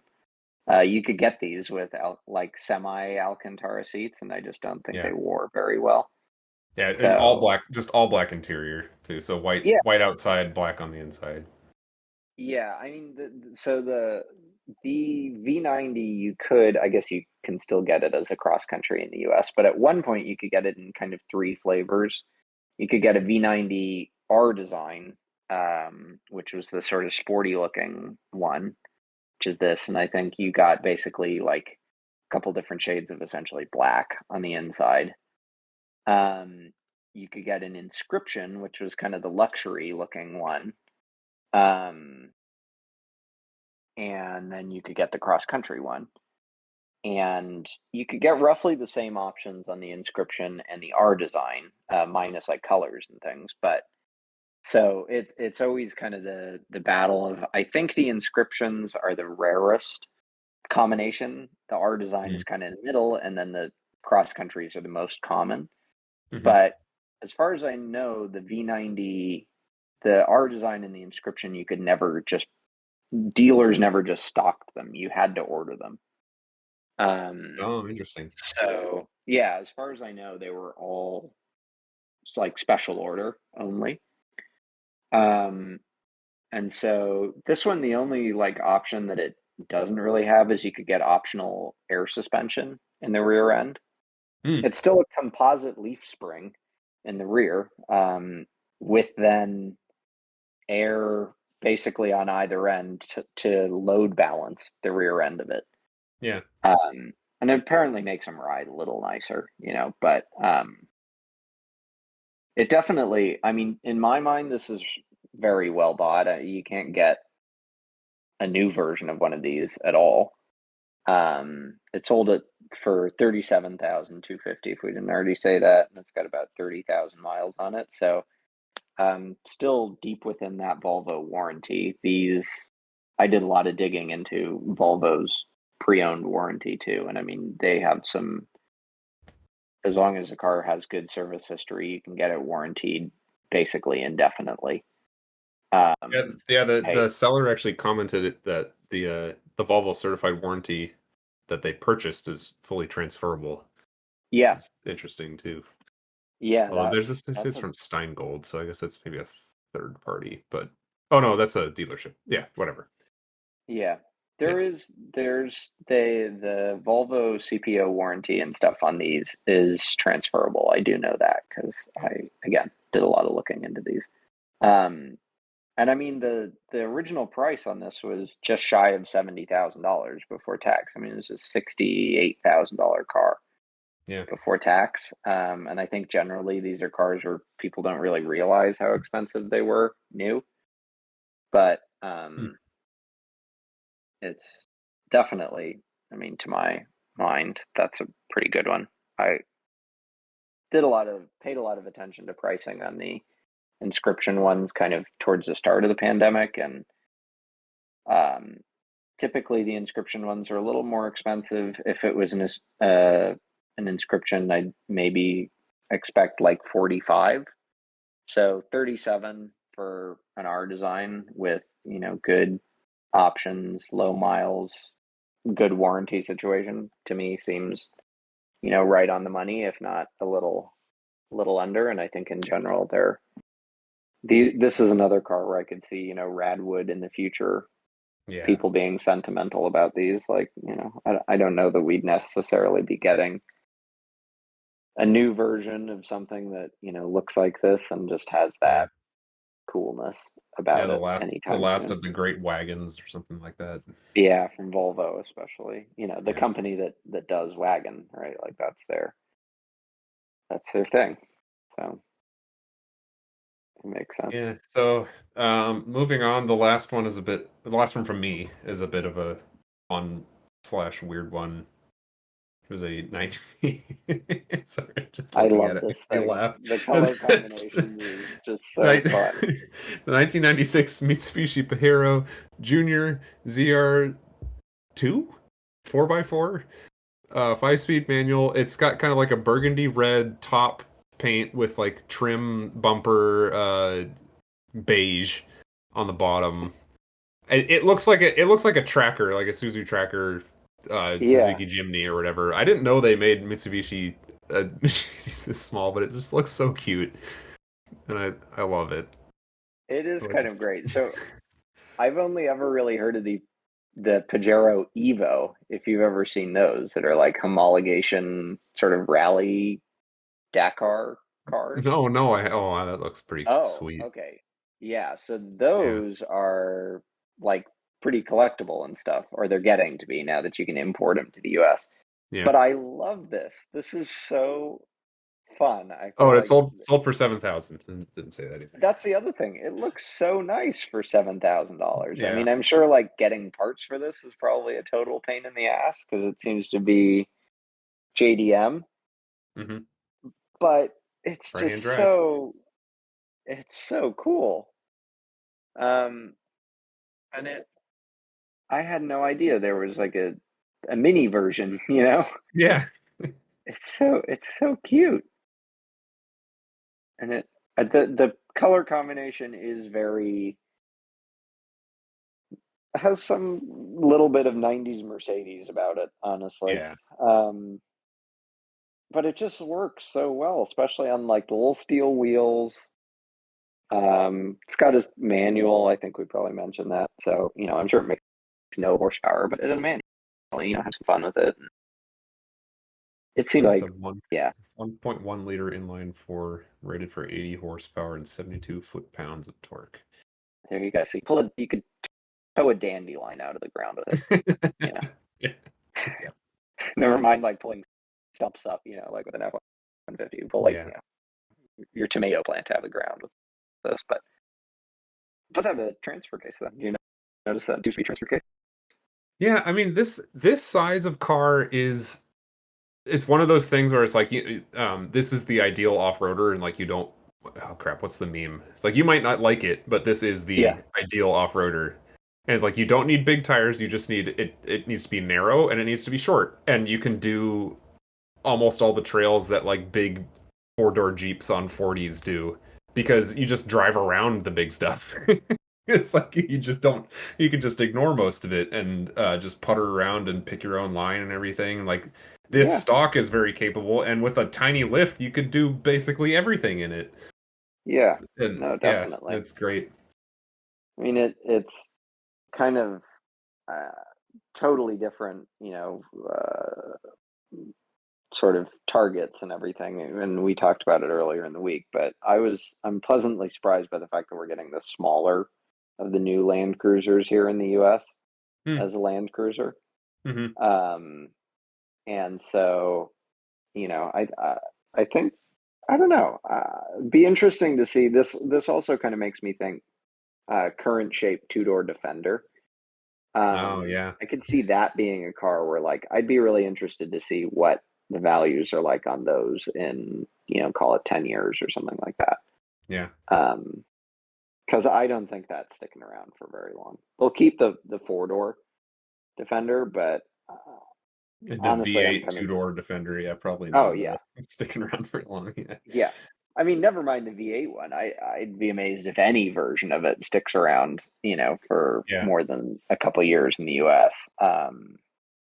Especially once I think there's an eventual full EV Defender coming. I think that platform is going to roughly build for one, Mhm. at least as a four-door. So I'd be amazed if at the same time they offer EV, four-door, and two-door. Yeah, Um, I highly doubt they would, make the batteries flexible enough to fit it in both a yeah, 4 and a I two-door. doubt it. Yeah. I doubt it. It will be kind of interesting at some indefinite point in the future where when there'll be an EQ, an electric version of a G Wagon Mhm. and an electric Defender. An electric G Wagon, I'm embarrassed to say, is a very appealing Yeah, proposition. oh, then why not? Maybe that'll be next episode. Maybe we'll have to talk about that plus the Eve Escalade, as I've Yes. decided I'm just going to call it from now on. That or That the was Excalade that was one that I IQSC. almost added to the, I hope we see in Pebble list because it would be kinda cool if they're, like, driving VIPs around in, like, early, I would be electric Escalades or amazed. something like that. Probably not, but it would be kinda neat. Yeah. I mean, the thing is, I don't think you could get it half of the places in like Monterey and Carmel. I mean, isn't it like 4 inches wider than the Hummer EV truck? Oh god, is it? I don't know. Yeah, I'm pretty sure. It's longer and taller than the Hummer EV truck and Wow. 4 inches wider. I think the wheelbase is the same as the truck. It's very roughly the same platform. It's 200 kilowatt hour, that huge Ultium battery, Mhm. like the kind of double stack Ultium battery.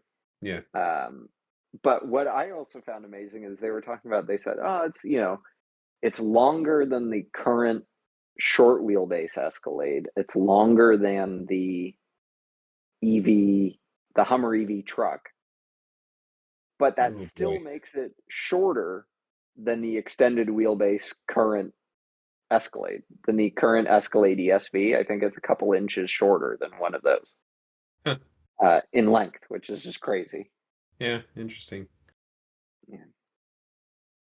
Well, that'll have to, like I said, that'll have to be our. We'll do an episode on the insanity of the current kind of EV SUVs that are Yeah. out there because I think there's some discussion of Rivian to be thrown in there. Um, if we wanted to jump over to my Yep. well bought vehicles, we can steam through some of these. So the first one is a Mazda RX-8, an early one. It's an '04 Mazda RX-8 with a manual. Um, and it has 30,000 miles on it. It sold for $11,250. Mhm. I have honestly, I have never liked RX-8s that much. I think they're a little weird, and but at the same time, they're like weirdly appealing.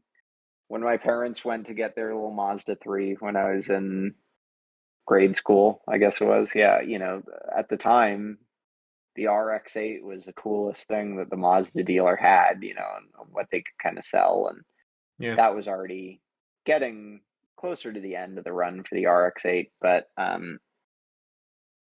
they're cars that generally I'm surprised don't have more of a following as a stock car.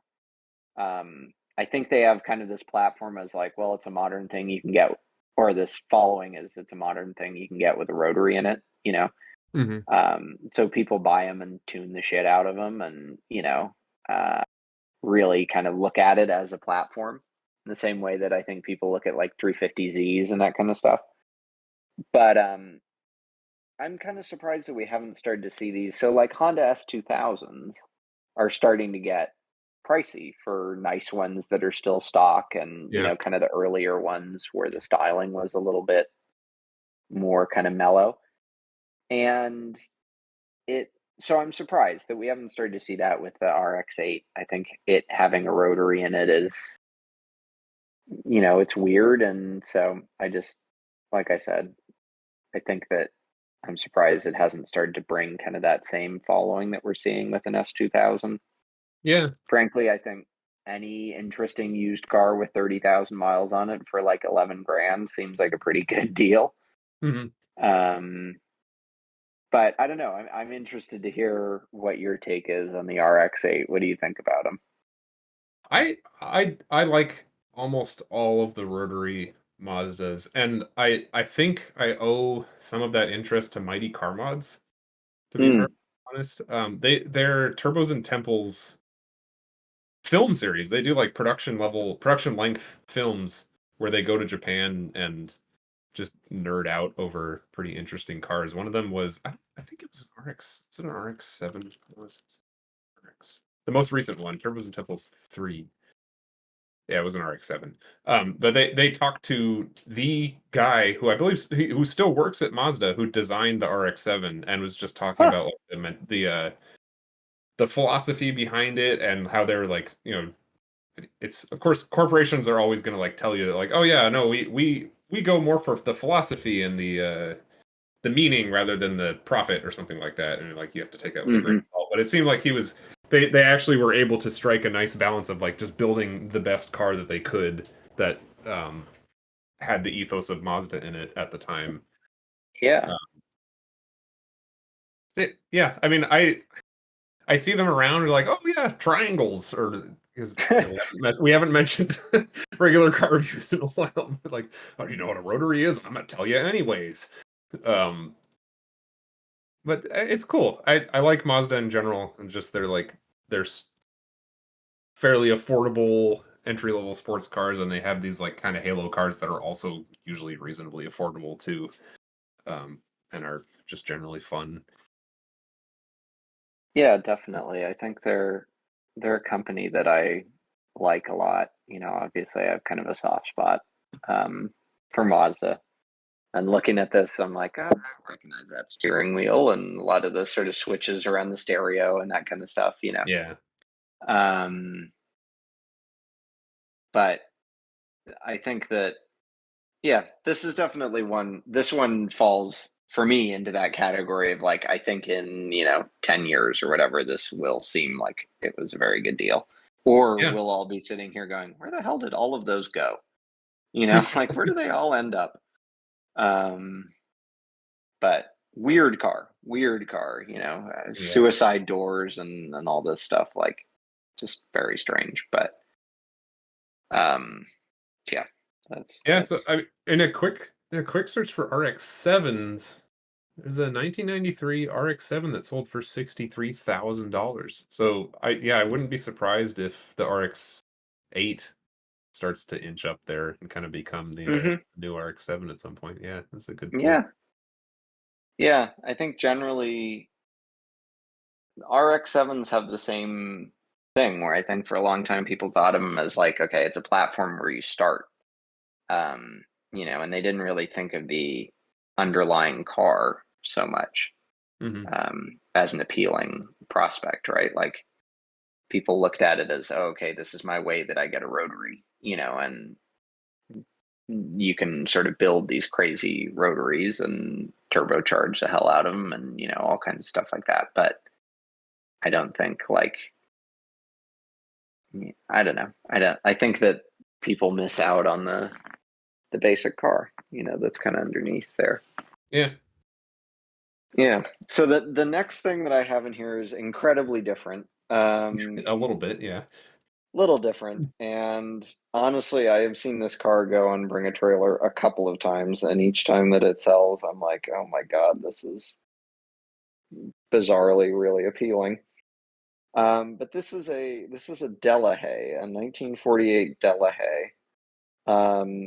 It is a big sort of. It almost looks like it could be more from the 30s. yep. because I think probably the model originally launched around that time. Um, at this point, right, you're going sort of immediately pre-war. I think most companies were still making the cars that they had made. Or sorry, immediately post-war, companies were still making what they had made pre-war. Hmm. Um, but it is, it looks sort of quintessential Pebble Beach Concours car. Yeah. The listing, this is on Bring a Trailer, but the listing says, it participated in the Concours in 2008 at Pebble Beach, and it sold for $65,000. I'm sure this is the car where a good restoration on it is a $300,000 thing to end up with a $65,000 car. But I couldn't help but think, like, if you are sitting there going, I really want to kind of win cars and coffee, Mm. in Danville or wherever, right? Where you're going to see plenty of, Lamborghini Huracans or whatever. It does strike me that, like, this is the way to do it. You're going to get a lot of attention in this from a lot of people, I'm sure. You know, Yeah. um, at the very least, people going, "What the fuck is a Delahaye? My God." Like, I never even knew this existed. But so I was kind of looking at it. I don't recognize like where the engine is from. I don't know if it's their own um, engine, that they built. Um, but the transmission itself is a Kotal pre-select, which is a fairly kind of common semi-automatic transmission at the time. Hmm.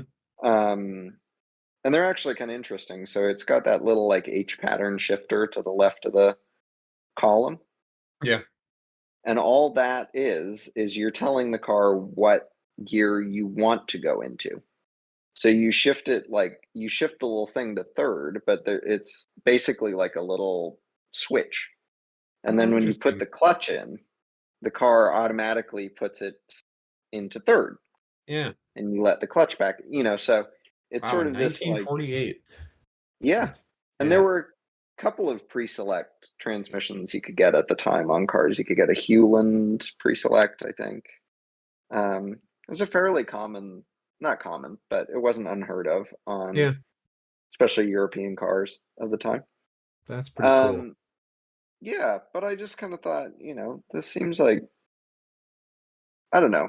If you're in the situation where like all my buddies have 70s Porsches, you know, like I want something different. And I think that most people, even pretty hardcore car people, would look at this and assume you spent a lot more money than $65,000. Yeah. I wouldn't look at this and go like, okay, did this person like pass over a lightly used Cayman to get this? Like that would not be my thought process. This would be, I would see this even, being fairly informed, and think that it was, deep into six figures. Yeah, especially Yeah. for concourse Pebble Beach concourse alumni too. Yeah, 2008. you know, Yeah. definitely. So it seems like if you wanted it to kind of be back to Concours shape, would need a little bit of love, especially on the interior. But as a fun thing, and I almost want it just because of that badge on the rear end that says like a Curie Culinaire, like the with a little kind of boar and a checkered flag. Yeah. Um, that and just the little stickers in the windows that say like Delahaye Club and all this kind of stuff. Like I almost, that kind of stuff I just find so appealing. And so, I like I love said, I think it needs, or if you really wanted it to be nice, some extra love around the inside and things. yeah. But I don't know. Seems like it would be a fun adventure. I love the Delahaye moniker too. It's such a cool looking logo. It is. And Just enough flair to like be unique, but like it's not super standout. And It's nice. Yeah, the typeface is great. I also just love that, leave it to the French, right? But there was a car company called Delahaye, obviously, and then there was another car company, also French, at the exact same time called Delage. That was Delage. Hmm. So leave it to the French, right? They're like, we must do this to confuse everybody else other than us. Like, of course they're gonna overcomplicate things, but Yep. anyway. So that's the very kind of esoteric uh option. And then the last one is literally just like a, this just seems nice, and I would have thought this would be more money, because Oh I know yes. that people pay crazy money for these turbo diesel, Volkswagen, what am I saying? Mercedes Yep. wagons. I forgot to point out also that the Delahaye, from the same seller that the really low mileage Jaguar came from, that I had at the Yeah. beginning of our episode. Yeah, same bring a trailer seller. But Oh, interesting. yeah. So this one it's partially, I mean, you buy it like half for the color. Let's be honest. The color is great. It's a repaint, but it just looks really nice. It's in green. There's like a forest Um green or something like that. Like, how would yeah, you describe that? Or forest olive. you said that you might not have. You mentioned the car name yet? Like what it is? Oh yeah, I haven't even mentioned what it Yeah. is. So it is a Mercedes 300 TD turbo diesel wagon. It's from 1984 and sold for $15,250. It's sort of this olivey, almost a little bit of brown, greenish color with a tan interior. Typical kind of Mercedes interior of the period. It's all kind of synthetic leather that they were doing at the time, so it all looks pristine still. Um, and it's got sort of period bunt alloy wheels. They were called. It looks nice. Doesn't have hubcaps, is the point. Um, and it just seems like, again, this to me says, if you lived in Santa Barbara, you had a nice old house, and you went to the farmer's market with your kids on Sunday morning, Yeah. and you wanted something that was gonna kind of make people smile and maybe laugh a little bit, or say, hey, my mom had one of those when I was a kid, or whatever it was. Like, this is it. I think if you're, I could see it playing the same role um that if you bought like an old Volkswagen bus or something like that, that same kind of role. And a nice Volkswagen bus nowadays in the US can be $150,000 thing, I mean, we'll Yeah. see them sell at Gooding on Friday night uh, at in Monterey. Hell, exactly this time next week. So, Yeah, that's true. Yeah. you know, to me, honestly, I find something like this a lot more appealing than a Volkswagen bus. Hmm. Obviously, I wasn't around in the 60s, right, when people were driving Volkswagen buses. Hell, I wasn't around the 80s either. But, this has a little bit more kind of cultural resonance and appeal to me, and to somebody, or at least, I think probably to a lot of people our age. And so, for 15 grand to get something it's a turbo diesel Mercedes too. It's not like you really have to worry about servicing it Yeah. or getting work done on it even necessarily. So it seems like a lot of fun, for $15,000, I think. Yeah, Um, I like what you said about it, like people pointing at that and be like, "Oh yeah, we used to have one of those," because it looks like exactly the kind of car that people would picture from their best childhood memories, where they pile the top of this thing up because it has a roof rack, which is sweet. mhm. They pile the top Yeah, of this thing up with old leather suitcases, and they fill up the whole car and go off to like the family cabin or something like that. And yeah, you would attribute some of that experience to the car that got you there.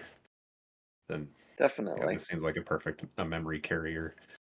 Yeah, that's a great way of putting it. I think, for something that is a memory carrier and ultimately a lot more, reliable and durable. than I think a lot of other cars that kind of would fit that role. You know, Yeah.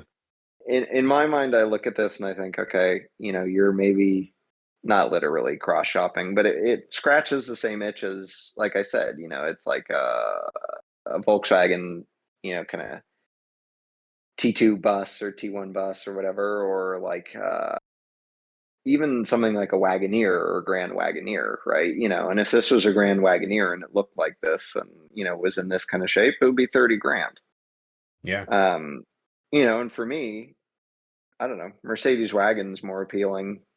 I kind of, I like the look and the feel of it more um, than a Wagoneer or something like that. Hmm.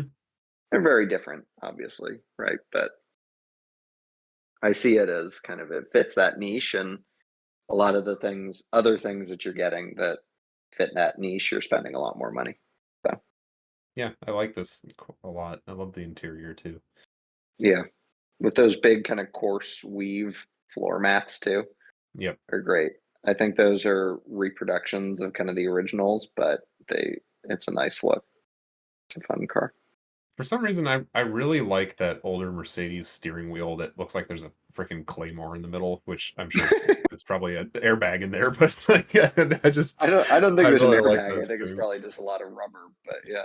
And just the horn. Yeah, I guess this was 1984, probably not airbag, but yeah, But it's nice. it is this does to me seem, this is, I won't say the tail end, but deep in the middle of kind of peak Mercedes to me, Mm, right? Like yeah. it's that era where they put the max speed in each gear on the speedometer, like with the little Hmm. dots. I The just always dots. love Yep. that. That's pretty cool. Yeah, feels like I can, looking at it, I can hear what the doors for this car sound like,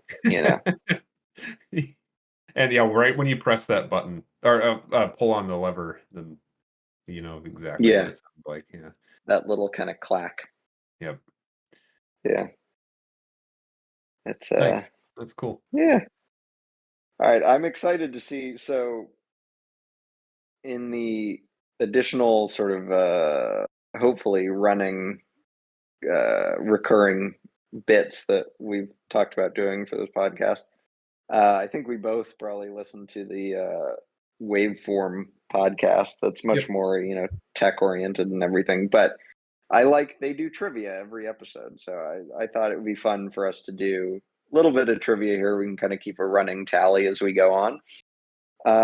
And I thought it would be fun if, since we just did what, 2 and change hours of conversation about almost exclusively car stuff, Yep. to have the trivia be explicitly not car related. So you can kind of get us started on this one. I'm excited to see what this All comes right. up to. Sure. So this is going riffing vaguely off of the crap. What do we call it? The topic? Oh, well bought topic.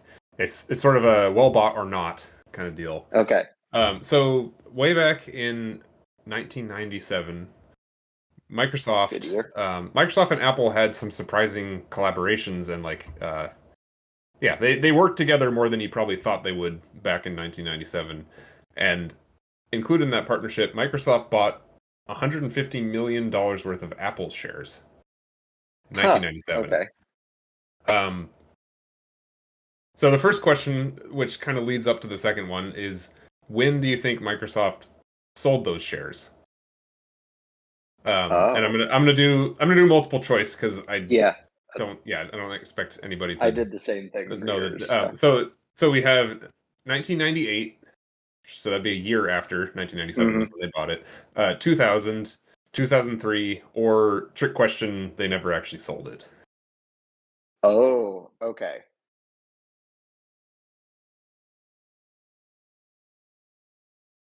I'm gonna go with 2000. Okay, so it was 2003. Um, All right. so very close. Um, And did they all right. dump all the stock? As far as I know, yes, they sold all of it. Huh. Okay. Um, okay, so the next question follows up from that. Um, how much are the shares worth if they still Oh had them God. today? Oh no. So they bought in 1997 $150 million worth, and unfortunately, even if I told you how many shares that was back then, the Apple stock has split so many times Yeah, since so then many that like times. it's you can't really do the math just off the top of your head, so you just kind of gonna guess at it. So it Okay. was worth 150 million in 1997. The options I'll give you are 900 million, sold it recently-ish, 5 trillion or 150 trillion.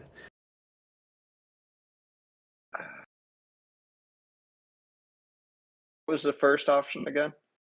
900 million. All right, I'm gonna go with. Mm, I'll go with A on this one. Yeah, 900 950. million. Okay, so this one is subject to my potentially questionable math, the stock market math. So they should have. So I think 150 million dollars worth of Apple shares in 1997 was like 10 million shares or something like that, maybe 18 Oh wow. million. Okay. I really should know this for sure because it's probably very easy to look up. So it split a bunch, and I Hmm. believe in theory they would have today 845.6 million shares. Jesus. Okay. And given that Apple is valued at around $180 a share, it would be worth somewhere around $150 trillion if Microsoft Oh had my decided not to sell. God. This is all with a huge grain of salt in that like I did not spend a lot of time No, figuring out but what I these mean, exact either numbers way, are, but yeah. I guess hell, if you're starting with $150 million, Yep. that's wow. Huh. Did they? I'm curious. Did they give like a reason for why they bought it in the first place, and then also why they sold? Well, I wonder if this was oh boy, because at some point Microsoft kind of bailed Apple out. Oh, okay. Um, I don't know if this was the case here or this was just a partnership.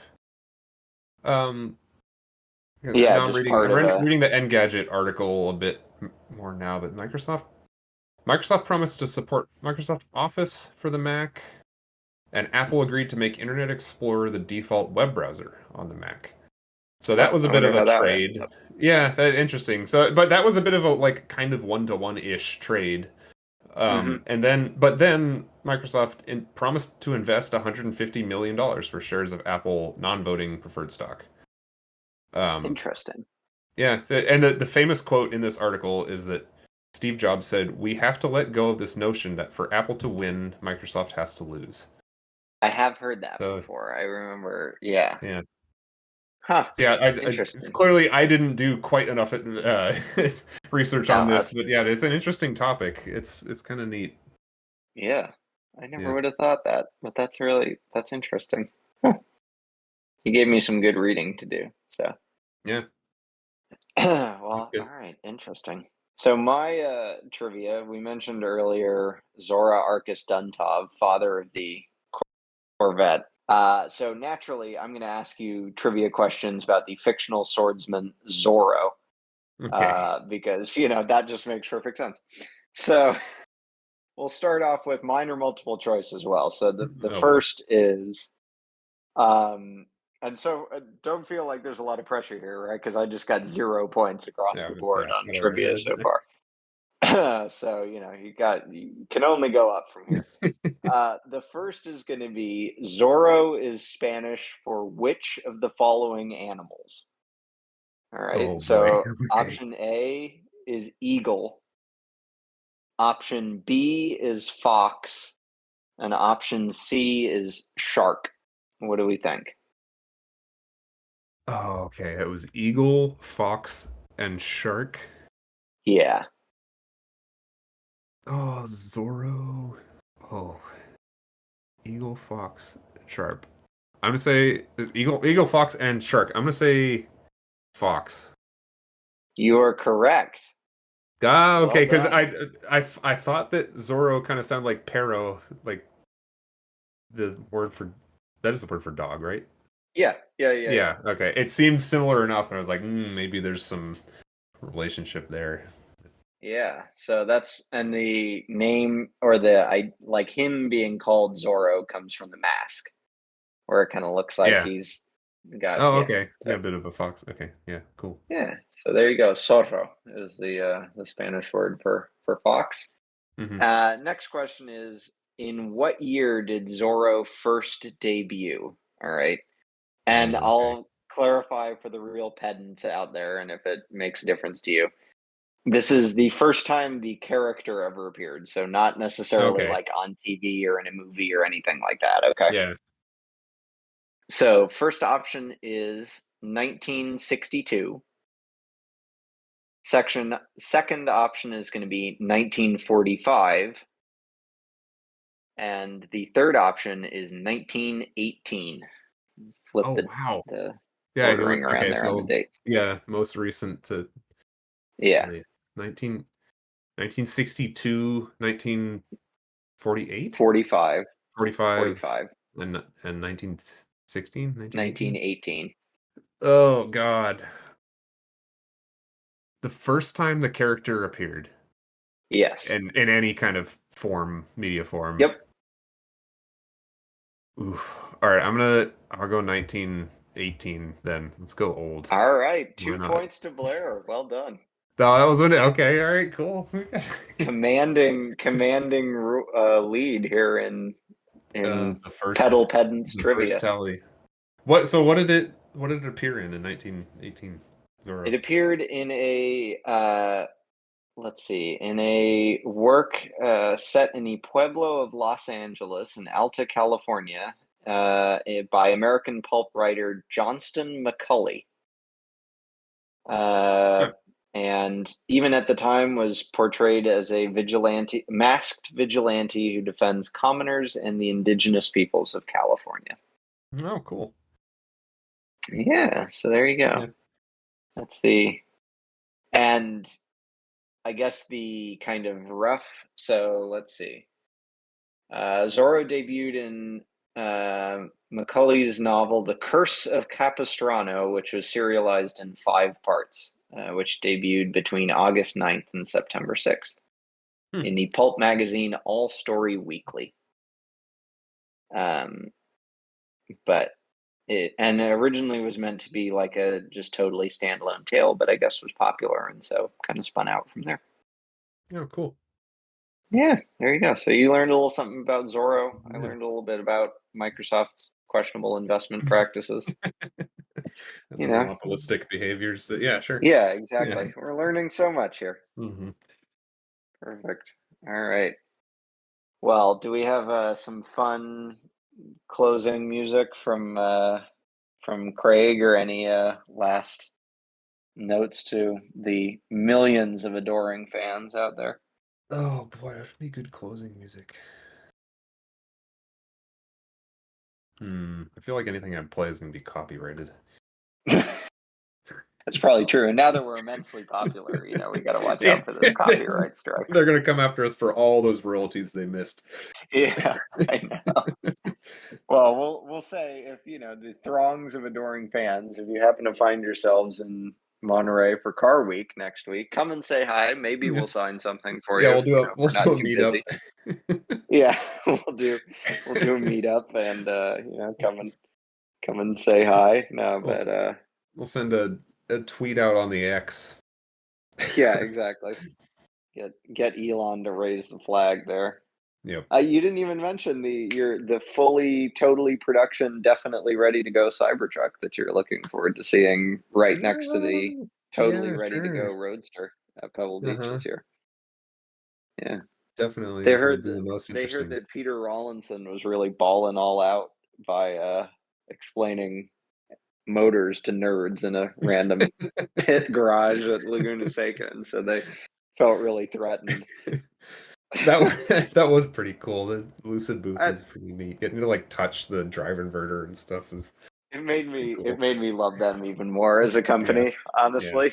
That's how that's what they do to market their cars. That they're like, we have the CEO of the company here, just like talking tech shit and then the Stig driving people around. What more do you want, Yeah. right? Like, what more do you want? Plus, our car has a bear on it, so that's California, fun. woo! Yeah, All right, the I think I Gert. found our. Sorry, go ahead. Oh, there you go. I was going to What was say it? it's a good version of. I remember there was a famous. I forget who wrote it. I want to say it was this guy Jack Baruth because this seems like the kind of thing he'd write. But Yeah. when they first dropped the Lamborghini Urus, in Hmm. 2015 or whatever it was, the article in Car and Driver or whatever it was that came out reminds me of. He goes, yes, and the name comes from Ursus, meaning bear, and anus, meaning the asshole who will drive it. So Oh it just God. made me think. Yeah, it just made me think. The Lucid is the better half of that. Yeah, But that's great. anyway, All right. Well, in on doubt, that really classy note, uh, yeah. when in doubt, if we couldn't figure out any unique music to play, there's always. Oh, this is not. Oh, well, shit. It's not gonna work. That's. Oh, hold on. I think I put this somewhere else. Oh, it's not Don't allowed in worry, here. I'll cut this out in post. No, what is wrong? What is? Okay, hold on. Permissions, add members, dispatch breaker menu. Oh God, which is?